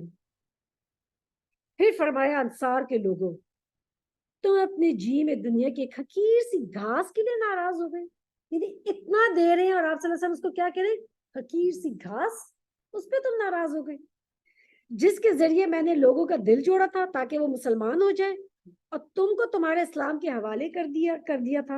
اے انسان کیا تم اس بات پہ راضی نہیں ہو کہ لوگ اونٹ اور بکریاں لے جائیں اور تم رسول اللہ صلی اللہ علیہ وسلم کو لے کر اپنے ڈیروں میں جاؤ؟ اس ذات کی قسم جس کے ہاتھ میں محمد کی جان ہے، اگر ہجرت نہ ہوتی تو میں ایک انصار کا فرد ہوتا، اور اگر سارے لوگ ایک راہ پر چلے اور انصار دوسری راہ چلے تو میں انصار ہی کی راہ چلوں گا۔ اے اللہ انصار پر رحم فرما اور انصار کے بیٹوں پر اور انصار کے بیٹوں کے بیٹوں پر رحم فرما۔ سوچے کتنا خوبصورت کلام ہے، کتنی محبت اور کیا پیاری رسول صلی اللہ علیہ وسلم کا یہاں پہ خطاب ہے۔ اس پر لوگ اس قدر روئے کہ داڑیاں تر ہو گئی اور کہنے لگے ہم راضی ہیں کہ ہمارے حصے اور نصیب میں رسول صلی اللہ علیہ وسلم ہوں۔ اس کے بعد رسول صلی اللہ علیہ وسلم واپس آ گئے اور انصار بھی واپس ہو گئے۔ میں جب آج میں عظمہ کو بتائی کہ جب یہ پڑھی تو میں سوچی تھی یہاں نا ہم کہاں سٹینڈ کرتے ہیں، ہمارے دل میں اللہ کے رسول کی کیا محبت ہے۔ رسول صلی اللہ علیہ وسلم نے تو کہا تھا نا کہ ان لوگوں کے لیے محبت کے جو میرے بعد آئیں گے، ہم کیا واقعی اللہ کے رسول صلی اللہ علیہ وسلم سے ایسی محبت کرتے ہیں؟ ہمارے لیے رسول صلی اللہ علیہ وسلم نے کیسی کیسی قربانیاں دی, یہ دین ہم تک پہنچایا, کس طرح ہمیں اللہ تعالیٰ نے نوازا اسلام سے اور رسول صلی اللہ علیہ وسلم کے امتی بنایا. لیکن ہم کہاں سٹینڈ کرتے ہیں؟ کتنی محبت اللہ کے رسول, کتنا رسول صلی اللہ علیہ وسلم کے بارے میں جانتے ہیں؟ صرف سطحی طور پہ صرف ہم محبت کے دعوے کرتے ہیں, کچھ نہیں پڑتا کہ اللہ کے رسول صلی اللہ علیہ وسلم کی کیا زندگی تھی, ان کا کیا کردار تھا, ان کی کیا سنت تھی, کتنے معاف کرنے والے تھے, کتنے دشمنوں کے لیے بھی دعائیں کرنے والے تھے, کتنا دشمن کہہ رہے ثقیف کے لیے بھی اللہ تعالیٰ ان کے لیے بھی دعائیں کر رہے ہیں. آج اگر اسلام جو ہے اس کا یہ حال ہے تو اس کا کوئی آپ کہیں کہ بڑے سے بڑا لیڈر اس کا قصوروار نہیں ہے, ہم سب اپنی ذات میں خود قصوروار ہیں. جب ہم نے اسلام کو الگ کر دیا اور اپنی زندگی کو الگ کر دیا ہے تو اسی لیے ہم آج اتنی پستی کی زندگی گزار رہے ہیں, کیونکہ اسلام کو تو ہم مانتے ہیں, اسلام کو کی نہیں مانتے, اللہ کو مانتے ہیں, اللہ کی نہیں مانتے, رسول کو مانتے ہیں, رسول کی نہیں مانتے. جب تک ہم اللہ رسول کی نہیں مانیں گے تب تک ہم کامیاب نہیں ہو سکتے, نو میٹر واٹ ہیپنس. اب بسائڈ دیٹ ایز اے میں سمجھتی ہوں جتنے بھی ہم دین پڑھنے والے پڑھانے والے ہیں ہمارے اندر وہ حکمت نہیں ہے ٹو گیو دا ریلیجن. لوگوں کو دین پہنچانے کی ہمارے اندر حکمت نہیں ہے, وہ نرمی نہیں ہے تاکہ ہمارے بچے دین کی طرف آئیں. ہمارا دین کیا ہے؟ ہماری پہلی چوٹی بس حجاب اور کر لیں, عبایا کر لیں, بس ہمارا دین اسی میں پھنس جاتا جا کے. ہم نے بچوں کو وہ دین دیا ہی نہیں کہ جو دین کی محبت ڈالیں, تو پھر تو کوئی چیز آپ کے لیے عمل کرنا مشکل نہیں ہوتا. جب دل میں آ جاتا ہے نا پھر آپ کے لیے کوئی مشکل نہیں ہوتا کہ واٹ اللہ, پھر آپ اللہ کی مان جاتے ہیں.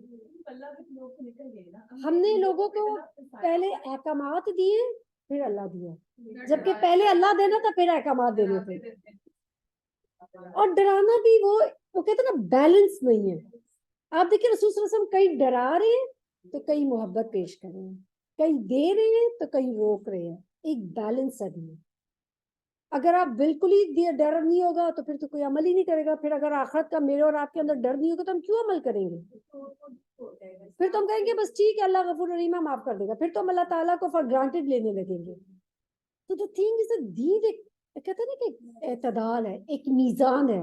کیا حکمت والی بات ہے, مطلب ہم ہو تو ہم ایکسپلینیشن دینے لگتے ہیں, اچھا ہم نے یہ کیا, نہیں ہمارا یہ مقصد نہیں تھا. کتنا خوبصورت آپ دیکھیں حکمت اس کو کہتے ہیں.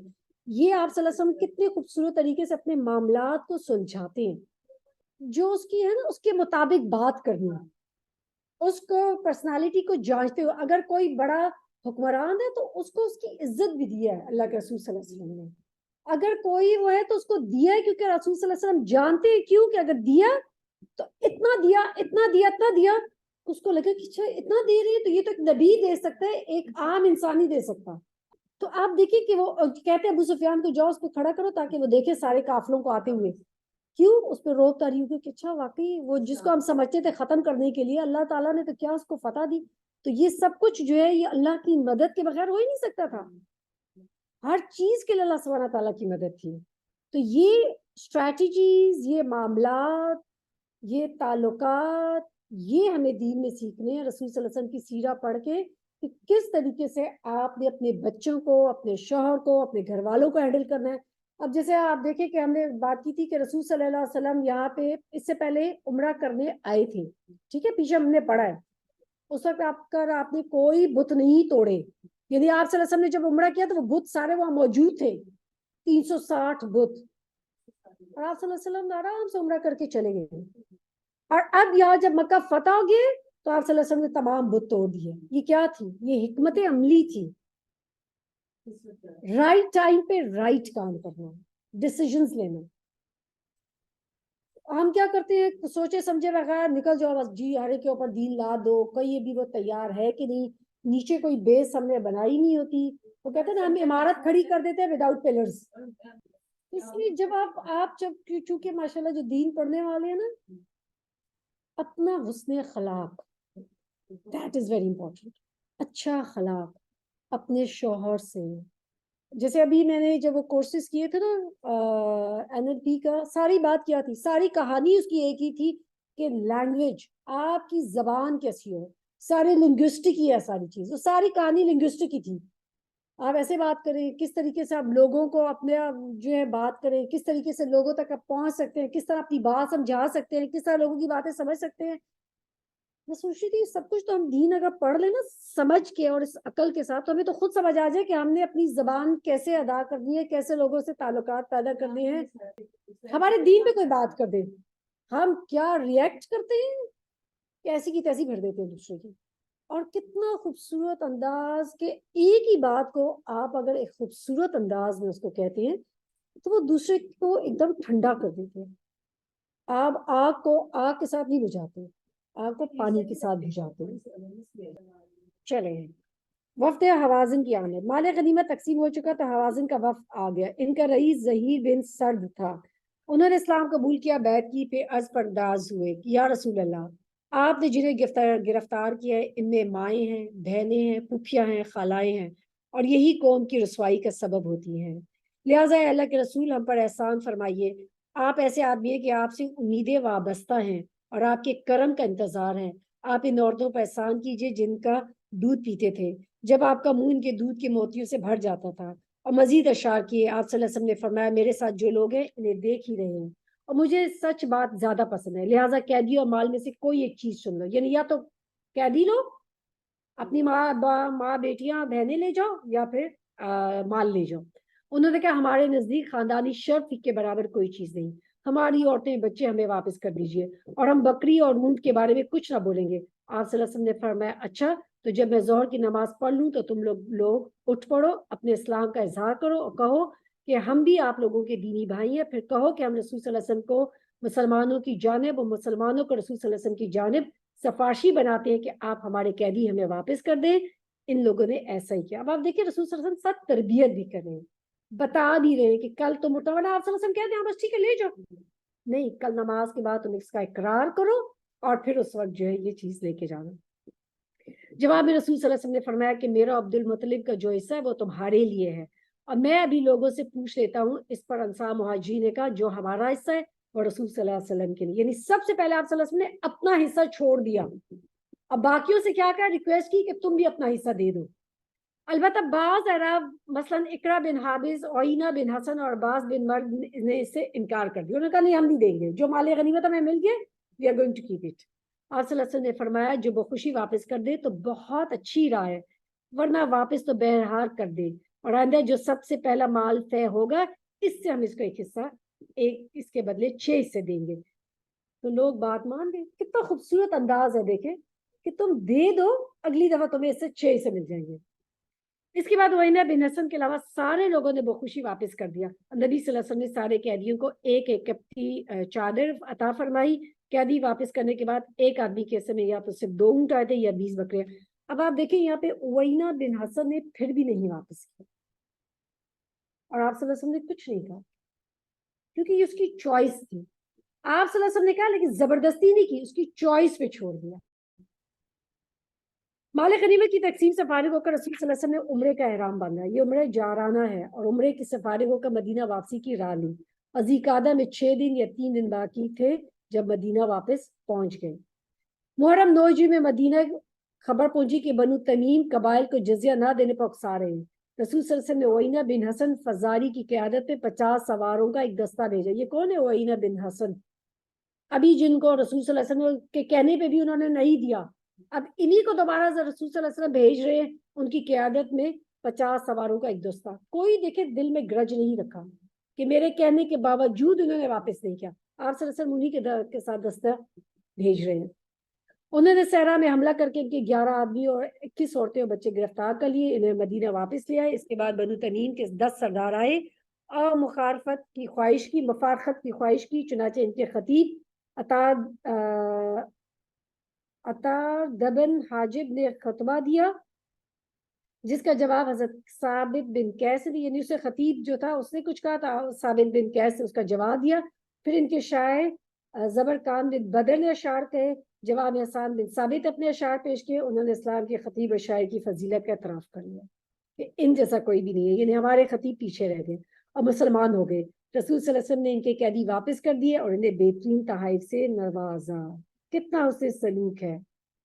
پھر اس کے بعد ربیع الاول 9 ہجری میں رسول صلی اللہ علیہ وسلم حضرت علی بن ابی طالب کے سرکردگی میں 100 اونٹ اور 50 گھوڑوں سمیت 150 آدمیوں کا ایک دستہ بنو تی کا فلس نامی بت ڈھانے کے لیے روانہ کیا۔ حضرت علی کے ہاتھ میں کالا پرچم اور سفید جھنڈی دی۔ انہوں نے جود و کرم میں شہرت یافتہ حاتم طائی کے محلے میں چھاپا مارا۔ حاتم طائی جس کی مثالیں ہم کہتے ہیں نا ابھی بھی اپنے اس میں یوز کرتے ہیں، یہ وہی حاتم طائی ہے، لیکن یہ مسلمان نہیں تھا، ٹھیک ہے۔ حاتم طائی خود مسلمان نہیں تھا، ان کا بیٹا عدی بن حاتم واز مسلم، جس کے بارے میں ہم پڑھیں گے۔ عورتیں بچوں کو قید کیا۔ قیدیوں میں حاتم طائی کی صاحبزادی صفانہ بھی تھی۔ وہ جب مدینہ لائی گئی تو رسول صلی اللہ علیہ وسلم نے انہیں عذرائے احسان بلا فدیہ چھوڑ دیا، یعنی آزاد کر دیا، اور ان کا اکرام کرتے ہوئے انہیں سواری بھی دی، کیونکہ ایک بڑے باپ کی بیٹی تھی نا، ان کو سواری بھی سادی کہ وہ واپس چلی جائے۔ وہ ملک شام گئی جان کے بھائی عدی بن حاتم بھاگے ہوئے تھے۔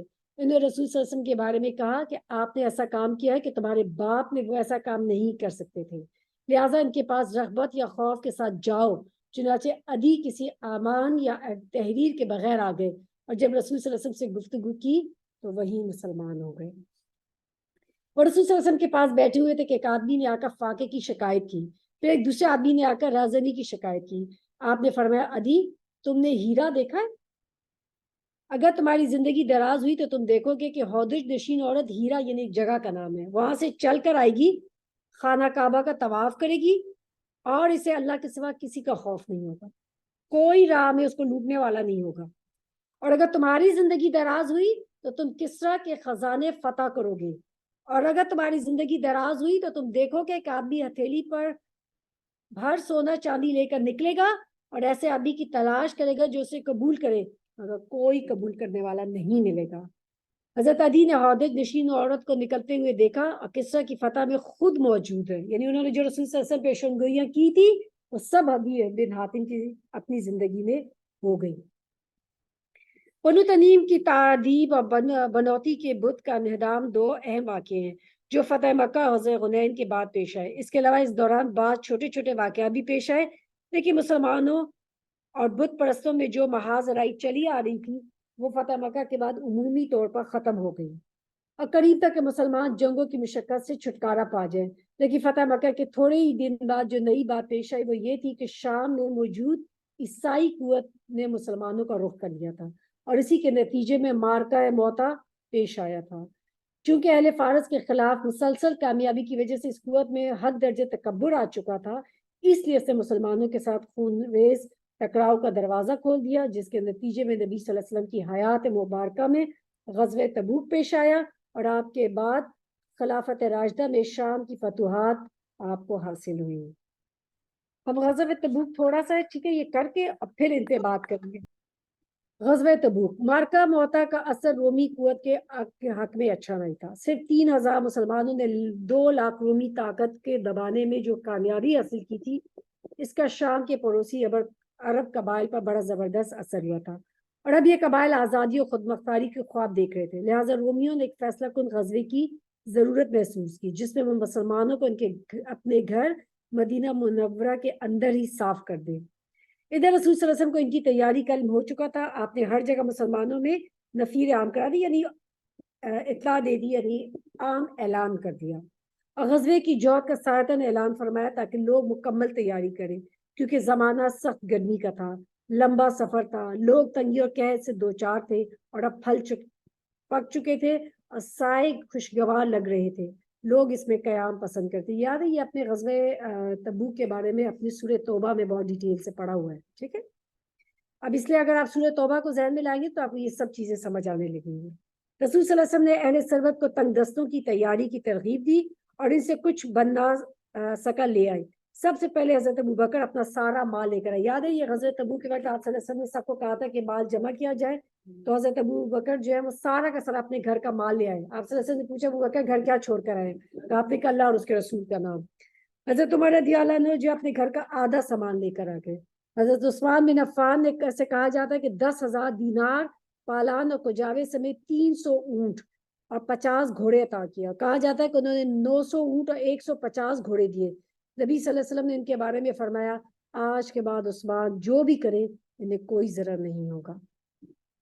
حضرت عبدالرحمن بن عوف رضی اللہ عنہ 200 اوقیہ یعنی 8000 درہم چاندی لائے. حضرت عباس بہت سارا مال لائے. حضرت طلحہ، صاحب بن عبادہ، محمد بن مسلمہ وغیرہ بھی مال لے کر آئے. حضرت عاصم بن ندی 90 وسق یعنی 13,500 کلو کھجور لائے. بقیہ صحابہ بھی پے در پے اپنے اپنے تھوڑے صدقات لے کر آئے، یہاں تک کہ کسی نے 1 مد 2 مد صدقہ کیا کہ وہ اس سے زیادہ کی طاقت نہیں رکھتے تھے. عورتوں نے بھی جو کچھ ہو چکا زیورات بیچے. یاد ہے یہ 1 مد پہ ایک صحابی تھے جنہوں نے ساری رات ایک جو یہودی کا کنواں کھودا اور 1 مد کھجور لائے. آپ صلی اللہ علیہ وسلم نے سارے مال کے اوپر اس کو رکھ دیا تھا. بہت مذاق اڑایا تھا کہ یہ دیکھو یہ لوگ جو ہے جنگ لڑنے جا رہے ہیں، ان سے منافقین نے مذاق اڑایا تھا. فقراء صحابہ آپ سے سواری طلب کرنے آئے. آپ نے فرمایا میں کچھ نہیں پاتا جس پر لوگوں کو سوار کر دوں. تو اس حال میں واپس ہوئے کہ ان کی آنکھیں اس افسوس سے اشکبار تھیں، وہ خرچ کرنے کو کچھ نہ پا سکے. چنانچہ حضرت عثمان، حضرت عباس وغیرہ رضی اللہ عنہ نے تیار کیا. اس موقع پر منافقین نے چیم و گویاں بھی کی. جنہوں نے زیادہ خرچ کیا انہیں ریاکاری کے تانے دیے، جنہوں نے کم خرچ کیا ان کا مذاق اڑایا، اور رومیوں سے ٹکراؤ کی جرات پر رسول صلی اللہ علیہ وسلم کا بھی مذاق اڑایا. جب بات پرس ہوئی تو کہنے لگے ہم تو محض کھیل تماشا کر رہے تھے. ادھر منافقین اور اعراب بنافٹی عذر لے کر آئے. نبی صلی اللہ علیہ وسلم سے غزوے میں نہ جانے کی اجازت چاہی. آپ نے اجازت دے دی. ان کے علاوہ بعض مسلمان محض سستی کی وجہ سے پیچھے رہ گئے تھے. یاد آ رہی ہے 10ویں پارے اور 11ویں پارے کے اس میں. اس تیاری کے بعد رسول صلی اللہ علیہ وسلم نے مدینہ کا انتظام محمد بن مسلمہ کو سونپا. بال بچوں پر حضرت علی بن ابی طالب کو مقرر کیا. لشکر کا سب سے بڑا پرچم حضرت ابوبکر صدیق کو دیا اور کئی لوگوں کو جھنڈیاں عطا فرمائی. چنانچہ مہاجرین کی جھنڈی حضرت زبیر کو دی، اوس کی جھنڈی اسید بن حضیر کو، خزرج کی جھنڈی حضرت حباب بن منظر کو. جمعرات کے دن مدینہ سے کوچ فرمایا. آپ کے ساتھ 30,000 کا لشکر تھا. مقصود کیا تھی؟ تبوک تھی. سواری اور توشے کی سخت قلت تھی. 18 آدمی ایک ہی اونٹ پر باری باری سوار ہوئے تھے. لوگوں نے درخت کے پتے کھائے تھے یہاں تک کہ ان کے ہونٹ سوج گئے. سواریوں کی قلت کے باوجود اونٹ ذبح کرنے پر مجبور ہوئے تاکہ اس کے معدے اور آنتوں کا پانی پی سکیں. لشکر تبوک کے راستے میں رواں دواں حضرت علی بن طالب رضی اللہ عنہ یہاں پر آن ملے. وہ منافقین کے تانے برداشت نہ کر سکے اور نکل آئے.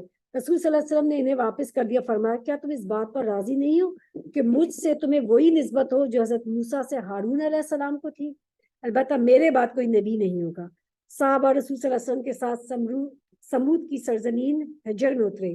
اس کے کنویں سے پانی لیا اور آٹا گونا. آپ صلی اللہ علیہ وسلم نے حکم دیا کہ ان کی کنویں سے لیا پانی بہا دے. گوندا ہوا اونٹ جانوروں کو کھلا دے اور صرف اس کنویں سے پانی لے جس سے حضرت صالح علیہ السلام کی اونٹنی پانی پیا کرتی تھی.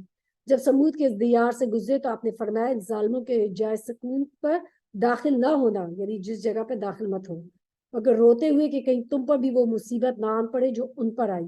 پھر اپنا سر ڈھکا اور تیزی سے چل کر وادی پار کر گئے. راستے میں رسول صلی اللہ علیہ وسلم ظہر اور عصر کی نمازیں، مغرب اور عشاء کی نمازیں اکٹھی پڑھتے تھے. جمع تقدیم بھی فرماتے تھے اور جمع تاخیر بھی، یعنی وقت سے پہلے بھی اور بعد میں بھی. تبوک میں نزول فرما چکے تو حضرت ابو خثیمہ آن ملے. یہ مومن صادق تھے، بغیر کسی عذر کے پیچھے رہ گئے تھے. سخت گرمی کا دن تھا. اپنے باغ میں آئے تو دیکھا کہ دونوں بیویوں نے اپنے اپنے چھپر پانی کے چھینٹے دے کر آراستہ کر رکھے ہیں. کھانا اور ٹھنڈے پانی بھی فراہم کر رکھا ہے. انہوں نے کہا رسول صلی اللہ علیہ وسلم تو سخت گرمی میں ہیں اور ابو خثیمہ ٹھنڈے سائے، میٹھے پانی اور خوبصورت عورتوں میں. یہ انصاف نہیں. واللہ میں تم میں سے کسی کے چھپر میں داخل نہ ہوں گا یہاں تک کہ رسول صلی اللہ علیہ وسلم سے جا ملوں. تم دونوں میرے لیے توشہ تیار کر دو. انہوں نے ایسا ہی کیا. پھر ابو خثیمہ اپنے اونٹ پر سوار ہوئے، تلوار اور نیزہ لیا اور چل پڑے یہاں تک کہ رسول صلی اللہ علیہ وسلم سے اس وقت ملے جب آپ تبوک میں اتر چکے تھے. رومیوں کو تبوک میں رسول صلی اللہ علیہ وسلم کی آمد کا علم ہوا تو ان کے حوصلے ٹوٹ گئے. مقابلے میں کی ہمت ہی نہ ہوئی. وہ اندرون ملک بکھر گئے. رسول صلی اللہ علیہ وسلم نے 20 دن قیام فرمایا، دشمن پر روک ڈالا اور وفود کا استقبال کیا. آپ کے پاس ایلا کا حاکم یوحنا بن روبہ آیا. اس کے ساتھ جربہ، عزرا، امینہ کے بھی وفود تھے. انہوں نے جزیے کی ادائیگی پر صلح کی اور مسلمان نہ ہوئے. رسول صلی اللہ علیہ وسلم نے یوحنا کے ایک تحریر دی جس میں اس کو اور اس کے باشندگان ایلا کو امان اور اس کی کشتیوں اور قافلوں کو سمندر اور خشکی میں ضمانت دی اور آمد و رفت کی آزادی عطا فرمائی، اور یہ کہ کسی نے کوئی گڑبڑ کی تو اس کا مال اس کی جان کے آڑے نہ آ سکے گا. اس طرح آپ نے ایک تحریر جربہ اور عزرا کے باشندوں کے لیے لکھی جس میں ان کو امان دی، اور یہ ان پر ہر رجب میں 100 دینار یعنی ان پر ہر رجب میں 100 دینار ہوں گے، یعنی یہ جزیہ دیں گے۔ اہل مینا نے آپ سے چوتھائی پھل کی ادائیگی پر صلح کی۔ رسول صلی اللہ علیہ وسلم نے حضرت خالد بن ولید کو 420 سواروں کے میت میں دومتا جندل کے اکیدر کی طرف روانہ کیا، فرمایا کہ تم اسے نیل گائے کا شکار کرتے ہوئے پاؤ گے۔ حضرت خالد تشریف لے گئے۔ جب فاصلہ اتنا رہ گیا کہ قلعہ نظر آ رہا تھا تو ایک نیل گائے نکلی اور قلعے کے دروازے پر سینگ رگڑنے لگی۔ اکیدر اس کے شکار کو نکلا، مگر حضرت خالد نے اکیدر کو شکار کر لیا اور اسے گرفتار کر کے رسول صلی اللہ علیہ وسلم کی خدمت میں حاضر کیا۔ آپ نے جان بخشی فرمائی اور 2000 اونٹ، 800 غلام، 400 زروں اور 400 نیزوں پر صلح فرمائی۔ اس نے ایلا مینا کی شرائط پر جزیہ بھی دینے کا اقرار کیا۔ 20 دن بعد رسول صلی اللہ علیہ وسلم مدینہ میں واپسی کا راستہ لی اور راستے میں آتے جاتے 30 دن لگے۔ رسول صلی اللہ علیہ وسلم کل 50 دن مدینہ میں رہے۔ راستے میں لشکر ایک گھاٹی سے گزرا، لوگوں نے وادی کی راہ لی۔ رسول صلی اللہ علیہ وسلم نے گھاٹی کا راستہ اختیار کیا۔ آپ کے ساتھ حضرت عمار کی جو اونٹنی کی نکیل تھامے ہوئے ہوتے تھے، حضرت حذیفہ بن یمان بھی تھے جو اونٹنی کو ہانک رہے تھے۔ موقع غنیمت جان کے منافقین نے قتل کے ارادے سے آپ کا پیچھا کیا اور آپ کی نہایت قریب آ گئے، یعنی وہ بالکل آئے تھے اس وادی میں آپ صلی اللہ علیہ وسلم پر دوبارہ حملہ کرنے کے لیے، قتل کرنے کے لیے، لیکن چہروں کو انہوں نے ڈھانپ رکھا تھا۔ آپ نے حضرت حذیفہ کو بھیجا کہ ان سواریوں کے چہروں پر اپنی ڈھال سے ضرب لگائے، اور انہوں نے ضرب لگائی۔ اللہ تعالیٰ نے ان کے دلوں میں رعب ڈال دیا اور وہ سارے منافقی جو تھے بھاگ گئے۔ اور یہاں پہ حضرت آپ صلی اللہ علیہ وسلم نے حضرت حذیفہ بن یمان کو تمام منافقین کی لسٹ دی تھی، اور اسی لیے ان کو کہا جاتا تھا کہ یہ رسول صلی اللہ علیہ وسلم کا رازداں ہے، ٹھیک ہے۔ اور آپ نے جب تک آپ زندہ رہے آپ نے کبھی بھی کسی کو بھی نہیں بتایا ان کے وہ منافقین کی لسٹ میں کون کون شامل ہے۔ منافقین نے ذرا رسانی، کفر اور مومنین میں تفریق اور اللہ اور اس کے رسول کی جنگ کرنے والوں کو گھات کی جگہ فراہم کرنے کے لیے قبا میں ایک مسجد بنائی تھی۔ یاد ہے یہ مسجد قبا میں انہوں نے ایک مسجد بنائی تھی، مسجد الدرار کے نام سے۔ اور پھر اللہ تعالیٰ نے انہوں نے کہا آپ صلی اللہ علیہ وسلم سے کہا کہ آپ یہاں پہ آ کر نماز پڑھیں۔ آپ صلی اللہ علیہ وسلم نے کہا ابھی تو ہم جنگ کے لیے جا رہے ہیں، جب واپس آئیں گے تب میں نماز پڑھوں گا۔ تو پھر آپ صلی اللہ علیہ وسلم کو حکم ہوا کہ نہیں، اس مسجد کو ڈھا دیا جائے، اور اس مسجد کے لیے آپ صلی اللہ علیہ وسلم نے جو اس میں واپس آئے تھے اور آپ نے اس کو ڈھا دیا تھا اور اس میں نماز نہیں پڑھی تھی۔ اللہ تعالیٰ نے وہ آیات نازل کی تھی کہ مسجد وہ ہے جس میں اللہ تعالیٰ کا نام بلند کیا جائے، اور نماز پڑھنے سے منع کیا۔ چنانچہ رسول صلی اللہ علیہ وسلم نے آدمی بھیج کر اس کو جلا مسمار کرا دیا، اس مسجد کو گرا دیا گیا۔ جب مدینہ کے نقوش دکھائی دینے لگے تو رسول صلی اللہ علیہ وسلم نے فرمایا یہ رہا طابہ، یہ رہا طابہ، یہ وہ پہاڑ ہے جس سے ہم محبت کرتے ہیں اور وہ ہم سے محبت کرتا ہے۔ ادھر لوگوں نے آپ کی آمد کی خبر سنی تو استقبال میں عورتیں اور بچے بچیاں نکل پڑی اور یہ شعر گنگنانے لگی، طلع البدر علینا من ثنیات الوداع وجب الشکر علینا ما دعا للہ دعا۔ ہم پسینۃ الوداع سے 14ویں کا چاند طلوع ہوا، جب تک پکارنے والا اللہ کو پکارے گا ہم پر شکر واجب ہے۔ آپ صلی اللہ علیہ وسلم تشریف لائے، مسجد میں داخل ہوئے، 2 رکعت نماز پڑھی اور لوگوں میں بیٹھ گئے۔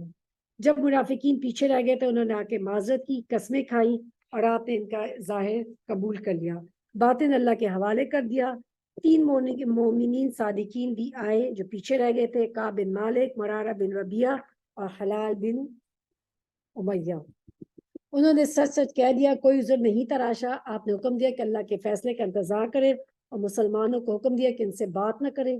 چنانچہ ان کے لیے لوگ بدل گئے، زمین انجان ہو گئی، جان تنگ ہو گئی اور دنیا اندھیر ہو گئی۔ 40 دن گزرے تو مزید حکم آئے کہ اپنی عورتوں کو قریب نہ جائیں۔ پھر 50 دن پورے ہوئے تو اللہ تعالیٰ نے ان کی توبہ قبول کی۔ اللہ نے ان 3 آدمیوں کی بھی توبہ قبول کی جن کا معاملہ مؤخر کر دیا، یہاں تک کہ جب زمین اپنی کشادگی کے باوجود ان پر تنگ آ گئی، ان کی جان پر بنائی اور انہوں نے یقین کر لیا کہ اللہ سے بھاگ کر کوئی جائے پناہ نہیں، اگر ہے تو صرف اسی کی طرف ہے۔ تو اللہ نے ان پر رجوع کیا تاکہ وہ توبہ کریں۔ اس سے مسلمان پیچھے رہ جانے والوں میں خوشی کی لہر دوڑ گئی۔ لوگوں نے ایک دوسرے کو خوشخبری اور مبارکباد دی، انعام دیے، صدقے دیے، اور یہ ان کی زندگی کا مبارک ترین دن تھا۔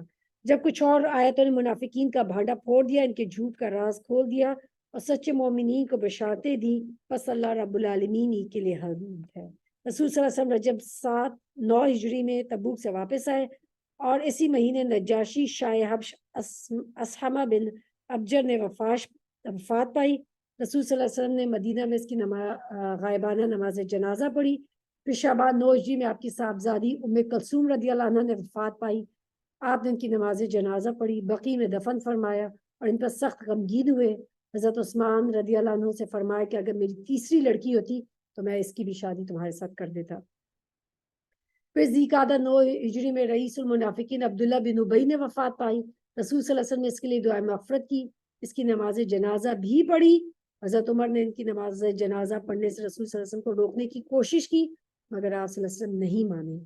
لیکن پھر قرآن نازل ہو گیا جس میں منافقین کی نماز جنازہ پڑھنے سے منع کر دیا گیا۔ یہاں پر آج کا ہمارا لیسن ختم ہوتا ہے۔ اللہ سبحانہ تعالیٰ ہم سب کو عمل کی توفیق فرمائے۔ ربنا تقبل منا انک انت السمیع العلیم وتب علینا انک انت التواب الرحیم۔ سبحانک اللہم وبحمدک اشہد ان لا الہ الا انت استغفرک واتوب الیک۔ السلام علیکم ورحمۃ اللہ وبرکاتہ۔